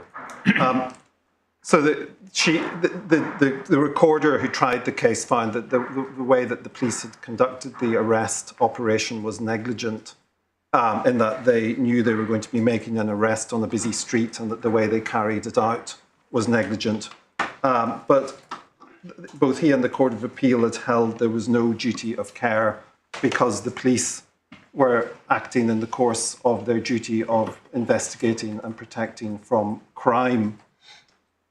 And the Supreme Court reversed that decision on the basis that the police owe the same duties of care as everyone else, and that this was a case where the police, by carrying out an operation which foreseeably carried a risk of injury with it, had positively acted in a way which created a danger, and under ordinary principles of negligence, they were liable. And the Supreme Court explained what had been said by Lord Toulson in Michael, but the Supreme Court on this occasion amplified it, that the general rule that people thought was in cases like Hill and Chief Constable, that the police could not be sued for the consequences of investigating crime, was founded on the distinction between acts and omissions.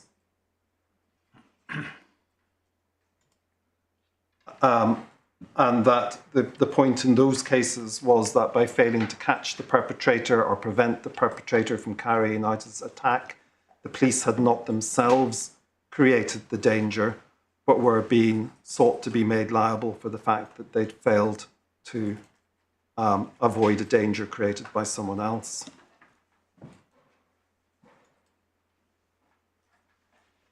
It's fair to say Lord Hughes wasn't entirely convinced by this line of reasoning, and he gave a judgment which agreed in the result, but was dubious in relation to some of the points made. But Robinson is now the leading authority in the area.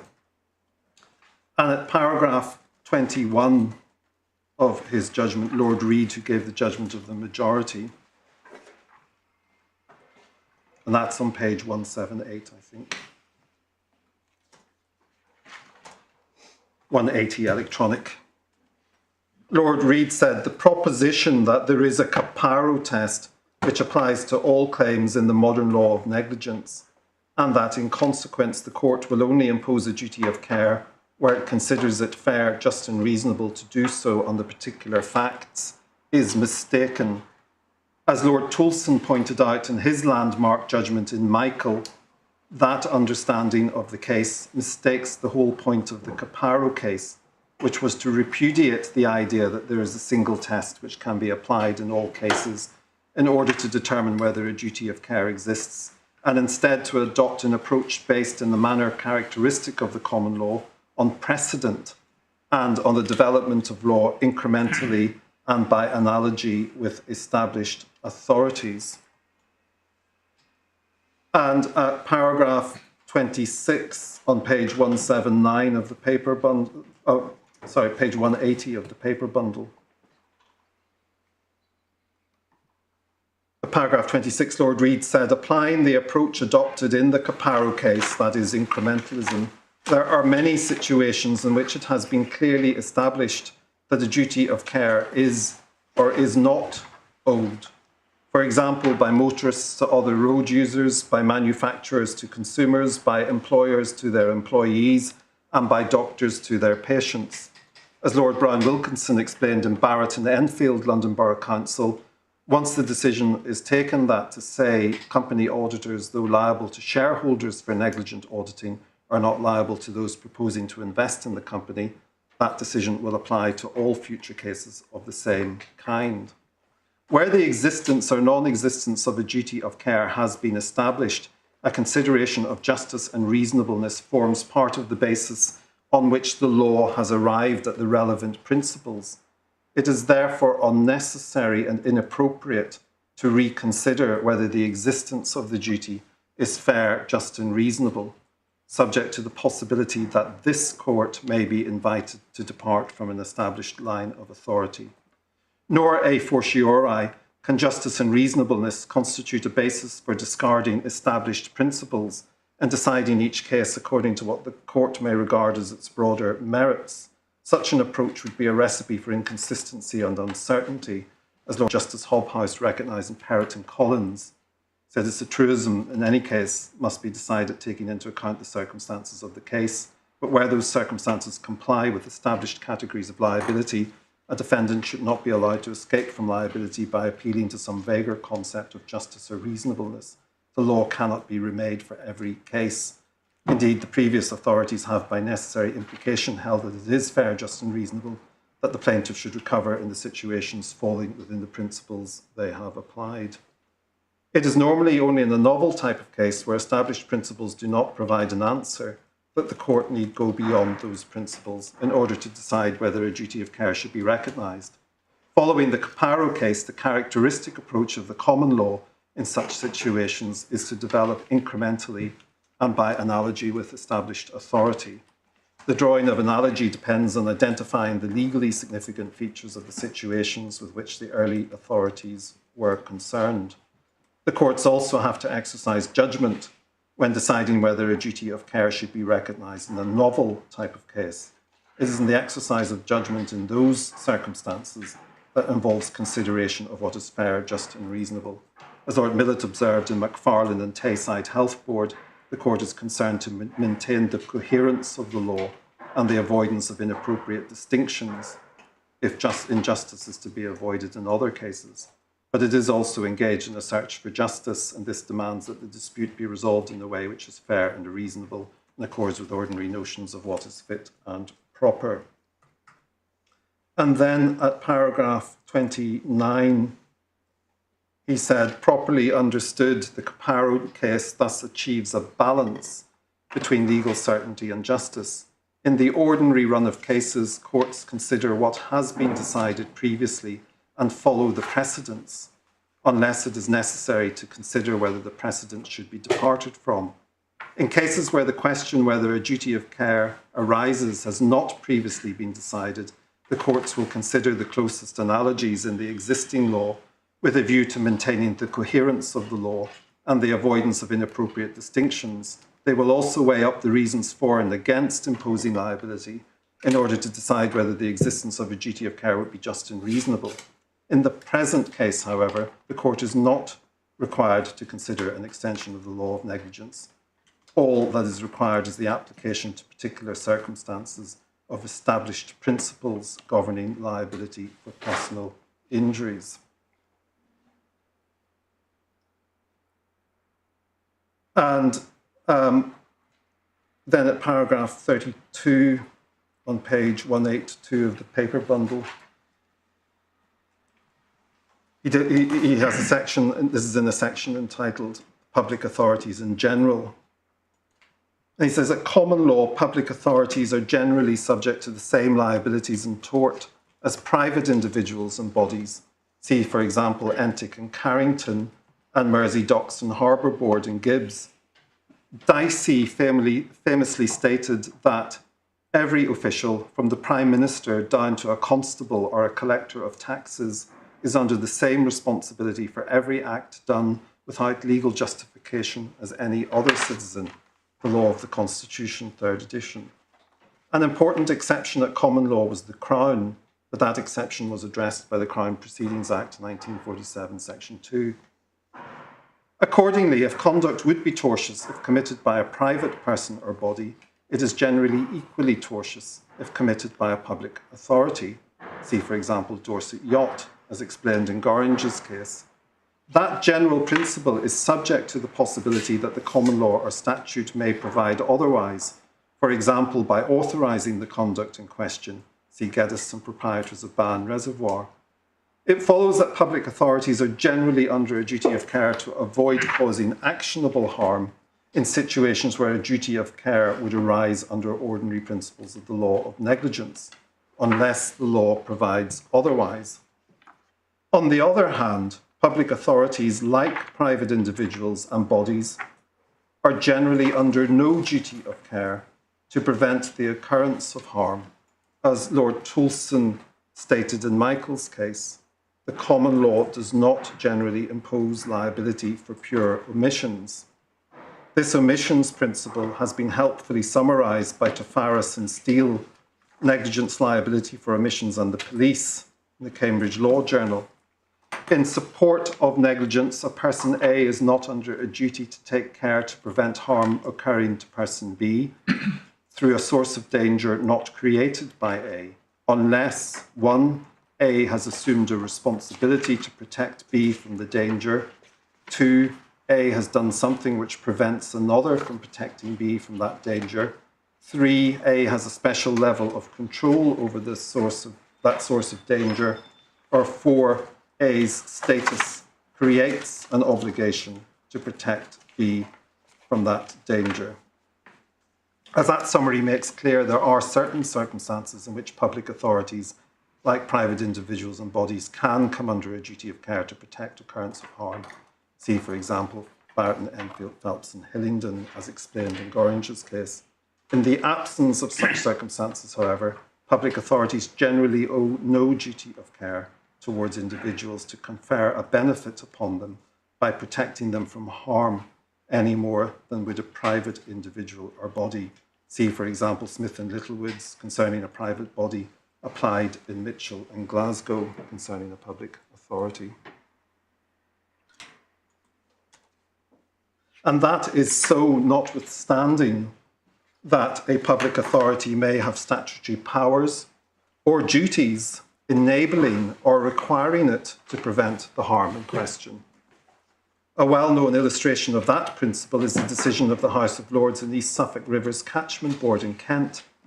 The position is different if, on its true construction, the statutory power or duty is intended to give rise to a duty to individual members of the public, which is enforceable by means of a private right of action. If, however, the statute does not create a private right of action, then it would be, to say the least, unusual if the mere existence of the statutory duty, or a fortiori, a statutory power, could generate a common law duty of care. See Gorringe's case. A further point closely related to the last is that public authorities, like private individuals and bodies, generally owe no duty of care towards individuals to prevent them from being harmed by the conduct of a third party. See Smith and Littlewoods and Mitchell and Glasgow City Council. In Michael's case, Lord Toulson explained the point this way: it is one thing to require a person who embarks on an action which may harm others to exercise care. It is another matter to hold a person liable in damages for failing to prevent harm caused by someone else. There are, however, circumstances where a duty may be owed, as Tafaris and Steele indicated, in the passages quoted above. They include circumstances where the public authority has created a danger of harm which would not otherwise have existed, or has assumed a responsibility for an individual's safety on which the individual has relied. The first type of situation is illustrated by the Dorset Yacht case, and in relation to the police, by the Attorney General of British Virgin Islands and Hartwell, discussed below. The second type of situation is illustrated in relation to the police by an informer v. a chief constable. And then at paragraphs 40 on page 184, paragraph 40, starting at letter, he considered the history which had led the law astray, which was Anne's and Merton, and then attempts to correct it before the law was corrected but not spotted by everyone in Gorringe and Calderdale, including not spotted by the House of Lords. But at paragraph 40E, he said, in relation to having recourse to public policy, he said the need to have recourse to public policy for that purpose has been, this is determining if there's a duty, has been superseded by the return to orthodoxy in Gorringe's case. Since that case, a public authority's non-liability for the consequences of an omission can generally be justified on the basis that the omissions principle is a general principle of the law of negligence, and the law of negligence generally applies to public authorities in the same way that it applies to private individuals and bodies.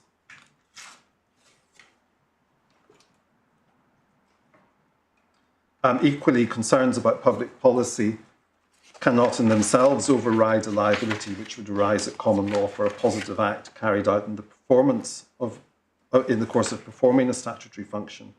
The true question is whether, properly construed, the statute excludes the liability which would otherwise arise. See Gorringe's case for Lord Hoffman. And that is not to deny that what might be described as policy considerations have a role to play in the law of negligence.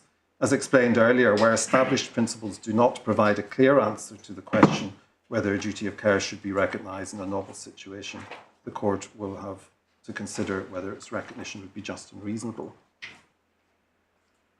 And then in relation to the police in particular, paragraph 43, Lord Reid said, turning to consider specifically the position of the police, Lord Toulson explained in Michael's case that the police owe a duty to the public at large for the prevention of violence and disorder. That public duty has a number of legal consequences. For example, the police cannot lawfully charge members of the public for performing their duty, see Glassbrook Brothers and Glamorgan County Council. And a police officer who willfully fails to perform his duty may be guilty of a criminal offence. R.V. Dytham, I just pause there to mention that was the case the judge relied on, the High Court judge, in support of his finding of the duty of care in this case. He said some members of the public may have standing to enforce the duty, for example, in proceedings for judicial review, but in doing so, they are not enforcing a duty owed to them as individuals. In relation to the question whether and in what circumstances a private law duty of care might be owed by the police to particular individuals, Lord Toulson discussed in Michael's case, the case of Hill, and in particular the speech of Lord Keith, with whom Lord Brandon, Lord Oliver and Lord Gough agreed. Since it is apparent from the judgments below in the present proceedings and from the submissions to this court that Lord Keith's reasoning continues to be misunderstood, it is necessary to consider it once more. For the purposes of the present case, the most important aspect of Lord Keith's speech in Hill's case is that, in the words of Lord Toulson in Michael's case, quotes, he recognised that the general law of tort applies as much to the police as to anyone else. What Lord Keith said was this: there is no question that a police officer, like anyone else, may be liable in tort to a person who is injured as a direct result of his acts or omissions. So he may be liable in damages for assault, unlawful arrest, wrongful imprisonment and malicious prosecution, and also for negligence. The words "like anyone else" are important. They indicate that the police are subject to liability for causing personal injury in accordance with the general law of tort. That is what one would expect, given the general position of public authorities, as explained above. At paragraphs 50 to 51,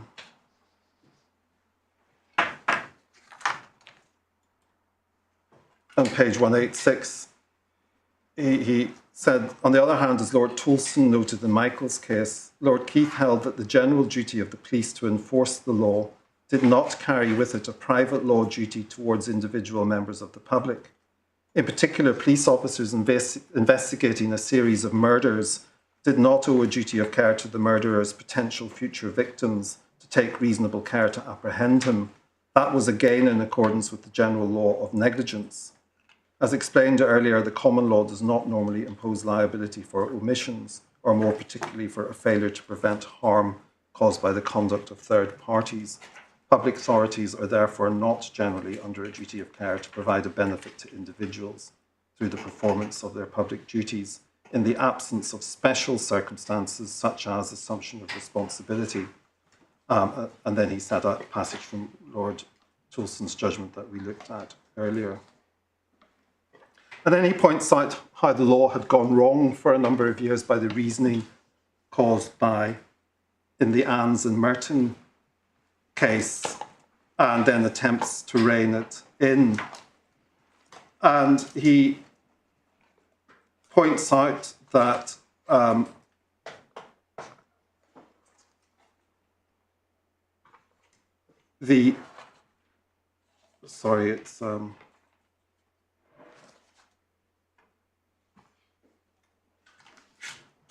it's coming to a different point. But he sets out how he goes on to set out in his judgment how many of the previous cases that in the intervening period have relied on some application of Caparo test and fair, just and reasonableness, when in fact the cases could have been decided on the basis that they were omissions cases. At paragraph 63,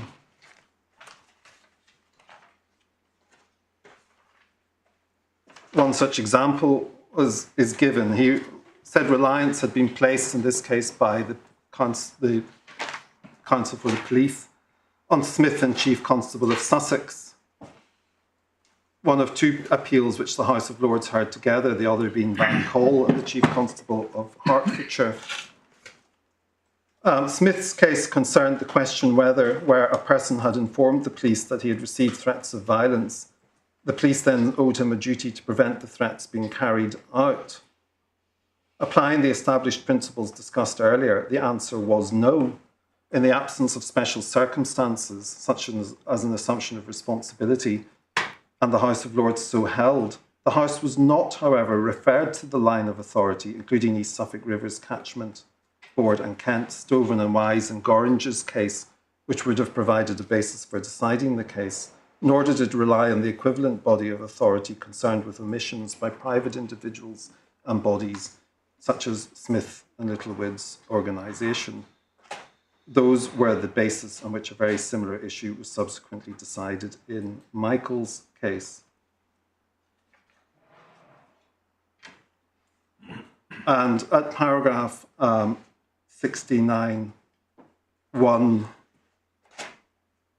on page 192, he said, in relation to this discussion, it's necessary to respond briefly to some of the points made by Lord Hughes in his judgment.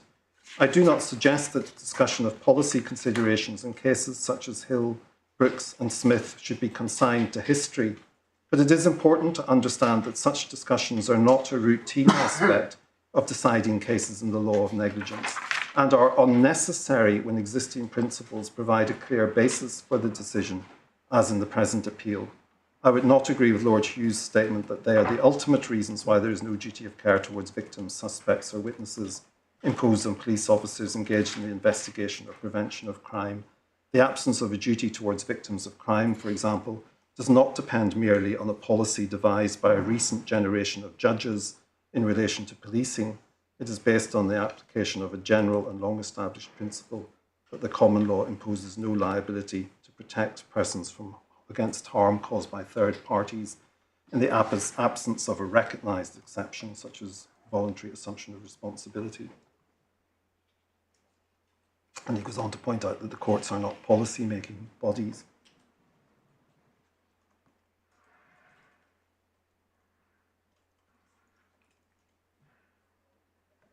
That's all I wanted to take my lords to in that case. The other passages are sidelined. Yeah, thank you. I wanted to, next, just because it's next in time, I'll briefly mention Sherratt, which is in the supplemental bundle, volume 2, the supplementals authorities bundle. At tab 30. Which page? Page 280, I hope. Oh, sorry, no, page 759, I hope. 59. Yes, 759. 759. Yeah, 759. It's volume 2 of the supplemental bundle. I just want to mention this case because it's another case the judge referred to, but he didn't actually set out its facts in his judgment. And this was a very tragic case involving a suicide. And it's sufficient to go to the head note from the 2019 PIQR P1 report at P1. Could you just hold on a second, because certainly as it's come up for me, page 759 is upside down. Oh, well, that's not helpful. But I don't think we need anything from 759 itself. Well, I was just going to set out the facts from 759. That's all I was going to do, which is That's fine. B committed suicide in January 2012. Her partner and the father of her children brought proceedings against the Chief Constable in negligence and also, in fact, under the Human Rights Act. The case was listed for a preliminary issue as to whether a duty of care was owed by the defendant to the deceased. It was alleged that the police failed to respond adequately to a 999 call about B from her mother, who reported grave concerns for the well-being of her daughter. The call was initially graded 1 for emergency attendance, but was subsequently downgraded to 2 for priority attendance. B's mother was assured that the police would dispatch officers to the address promptly. She was told that if a transfer to hospital was needed, the police would arrange it. She was told not to worry. The police went to B's address about 3.5 hours after the call was received. Finding the property in darkness and receiving no response, they left without gaining access. The following morning, the police returned to the address, where they were let in by one of B's small children and found B dead in the living room. She had taken an overdose. The trial judge found that the police owed a duty of care in response to the 999 call, having accepted responsibility for her welfare and given assurances to her mother which were relied upon. As a result, B's mother did not take the steps she would otherwise have taken to make sure of B's well-being. And the police appealed, and Mr. Justice King dismissed the appeal, saying that absent some special feature, no sufficient relationship of proximity exists between a chief constable and a member of the public who seeks the assistance of the police. As a matter of public policy, he was still, it seems, interestingly, I looked at this, seems the argument in this case happened before Robinson was decided, about a year before the judgment was handed down, which may be why he refers to public policy in it, in his decision. Because I was surprised because I saw Mr. Johnson was counsel in the case, who also appeared in Robinson. But he said that it was open to the trial judge as a preliminary issue to find that because the police call handler gave specific assurance to B's mother that police officers would be dispatched promptly and arrange medical treatment if it was necessary, there had been an assumption of responsibility. I just wanted to draw the facts of that. Very specifically, the police had essentially given an assurance that they were going to go around immediately to check this vulnerable person, and the mother relied on it. And in fact, in the judgment, Mr. Justice King points out the mother phoned an hour later to check had they been yet, and was told that they were going. Poole, to return to the principles, I didn't mention, I just want to touch very briefly on Pool and XXA just to identify a few paragraphs in them. But at tab 8 of the main authorities bundle, page 280, it's the case of Pool.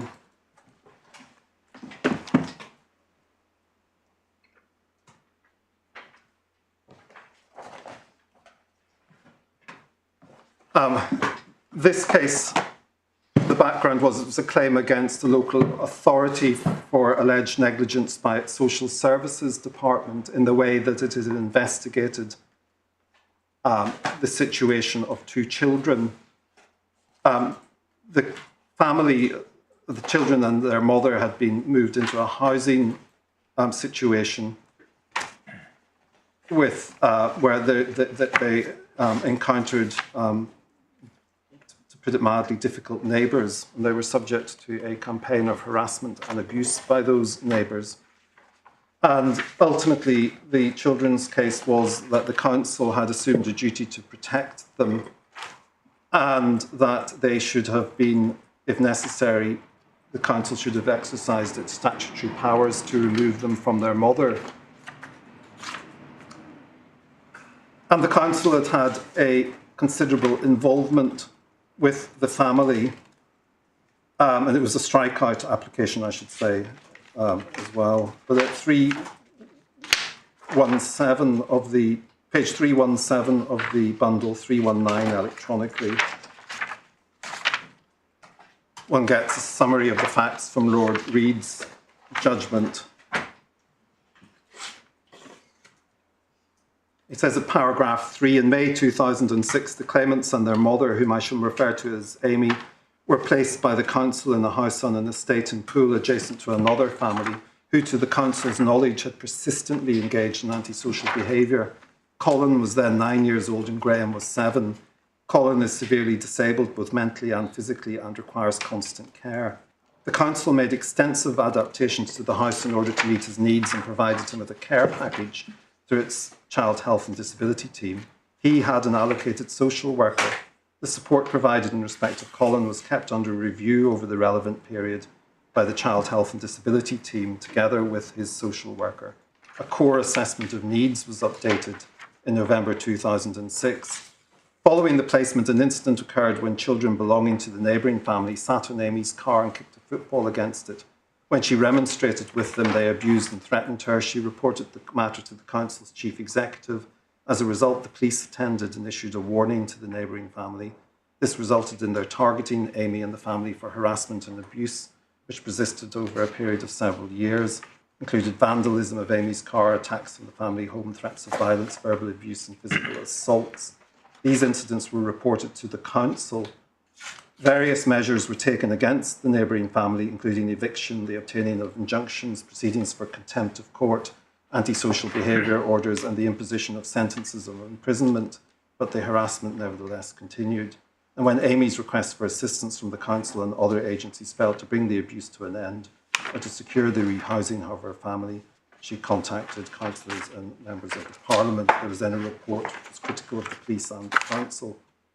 5, Graham expressed suicidal ideas during 2008, and in September 2009 he ran away from home leaving a suicide note.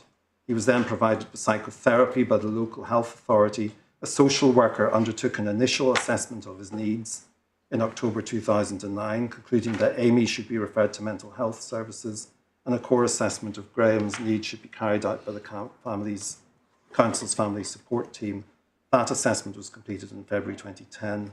Graham was then allocated the same social worker as Colin. In May 2010, it was acknowledged that the initial assessment had been flawed, and in July 2010, a child protection strategy meeting decided that the risk of Graham harming himself should be managed under a child in need plan rather than through a child protection plan. Such a plan was completed, but that was also considered to be flawed, and then there was a revised core assessment. I simply set all that out because it shows there's actually been a considerable degree of involvement between the council and the family in this case, trying to assist the family to solve the problems with the neighbours.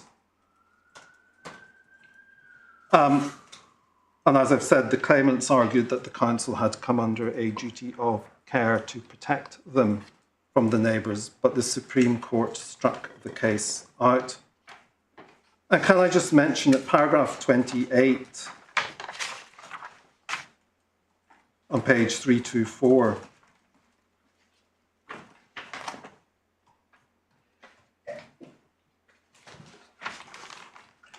Lord Reid returned to this issue about the distinction between causing harm and failing to protect from harm.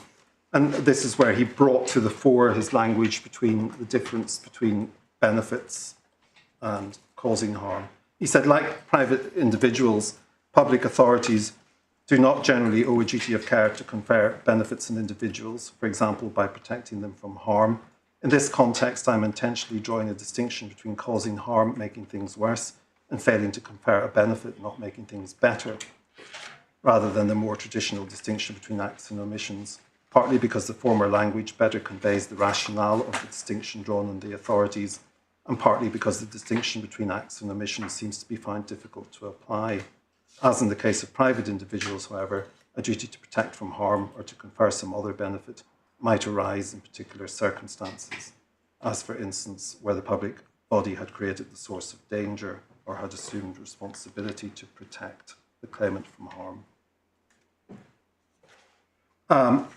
And then it's of note that paragraph 30, he pointed out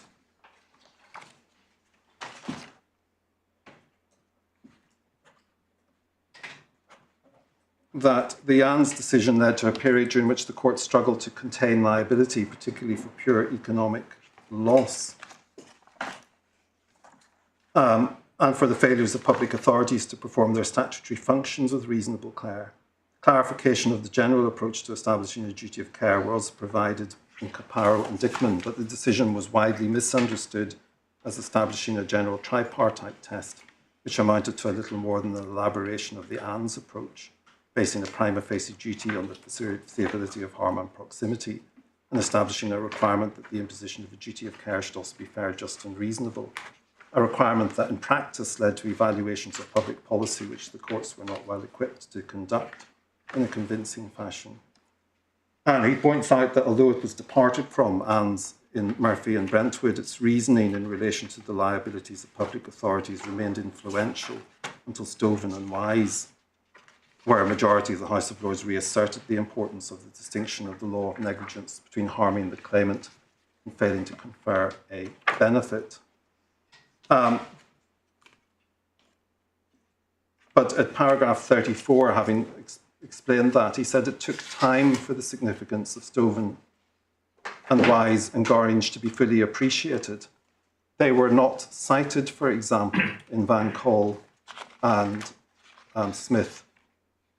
Confusion also persisted concerning the effect of Caparo until clarification was provided in Michael and Robinson. The long shadow cast by Ann's and the misunderstanding of Caparo have to be borne in mind when considering the reasoning of decisions concerned with the liabilities of public authorities and negligence, which date from the intervening period. Although the decisions themselves are generally consistent with the principles explained in Gorringe and later cases and can be rationalised on that basis, the reasoning has in some cases and to varying degrees been superseded by those later developments. And I draw that passage to the court's attention, particularly because in our submission, that's what Mr. Justice Ritchie has fallen into error in doing, is that he has gone back to dicta founded on the public policy considerations in cases such as Smith, Van Call, and in Brooks.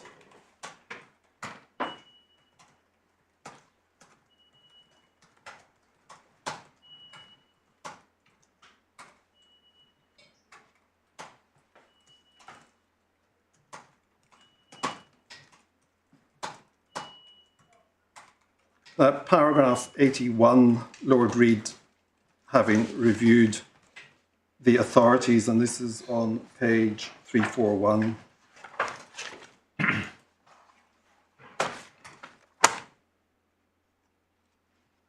Said the council's investigating and monitoring the claimant's position did not involve the provision of a service to them on which they or their mother could be expected to rely. It may have been reasonably foreseeable that their mother would be anxious that the council should act so as to protect the family from their neighbours, in particular by rehousing them, but anxiety does not mount to reliance, nor could it be said that the claimants and their mother had entrusted their safety to the council, or that the council had accepted that responsibility, nor had the council taken the claimants into its care and thereby assumed responsibility for their welfare. The position is not therefore the same as in Barrett and Enfield.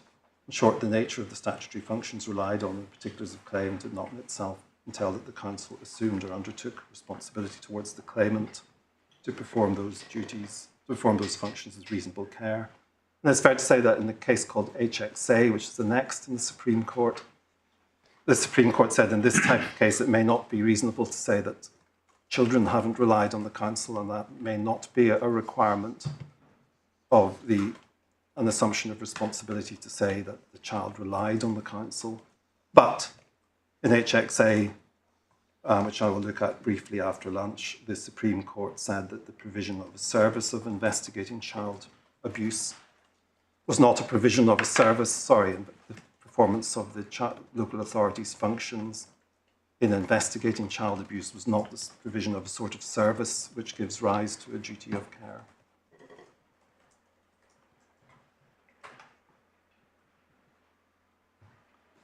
On the subject of Supreme Court decisions, has the most recent of them found its way into any of these bundles? Yes, that's what it should have done, I hope. It should be tab 11 of the main bundle. Has Tyndall made its way into Yeah, Tyndall is at the very back of the core. Not in mine, I'm afraid. I'll tell you now. I shall make sure that we bring copies with it after the lunch adjournment. If you have the paper version, my lords, if I heard the question correctly, if you're searching for the Supreme Court judgment, is it 493 of the paper bundle, and it's also on my electronic version as well.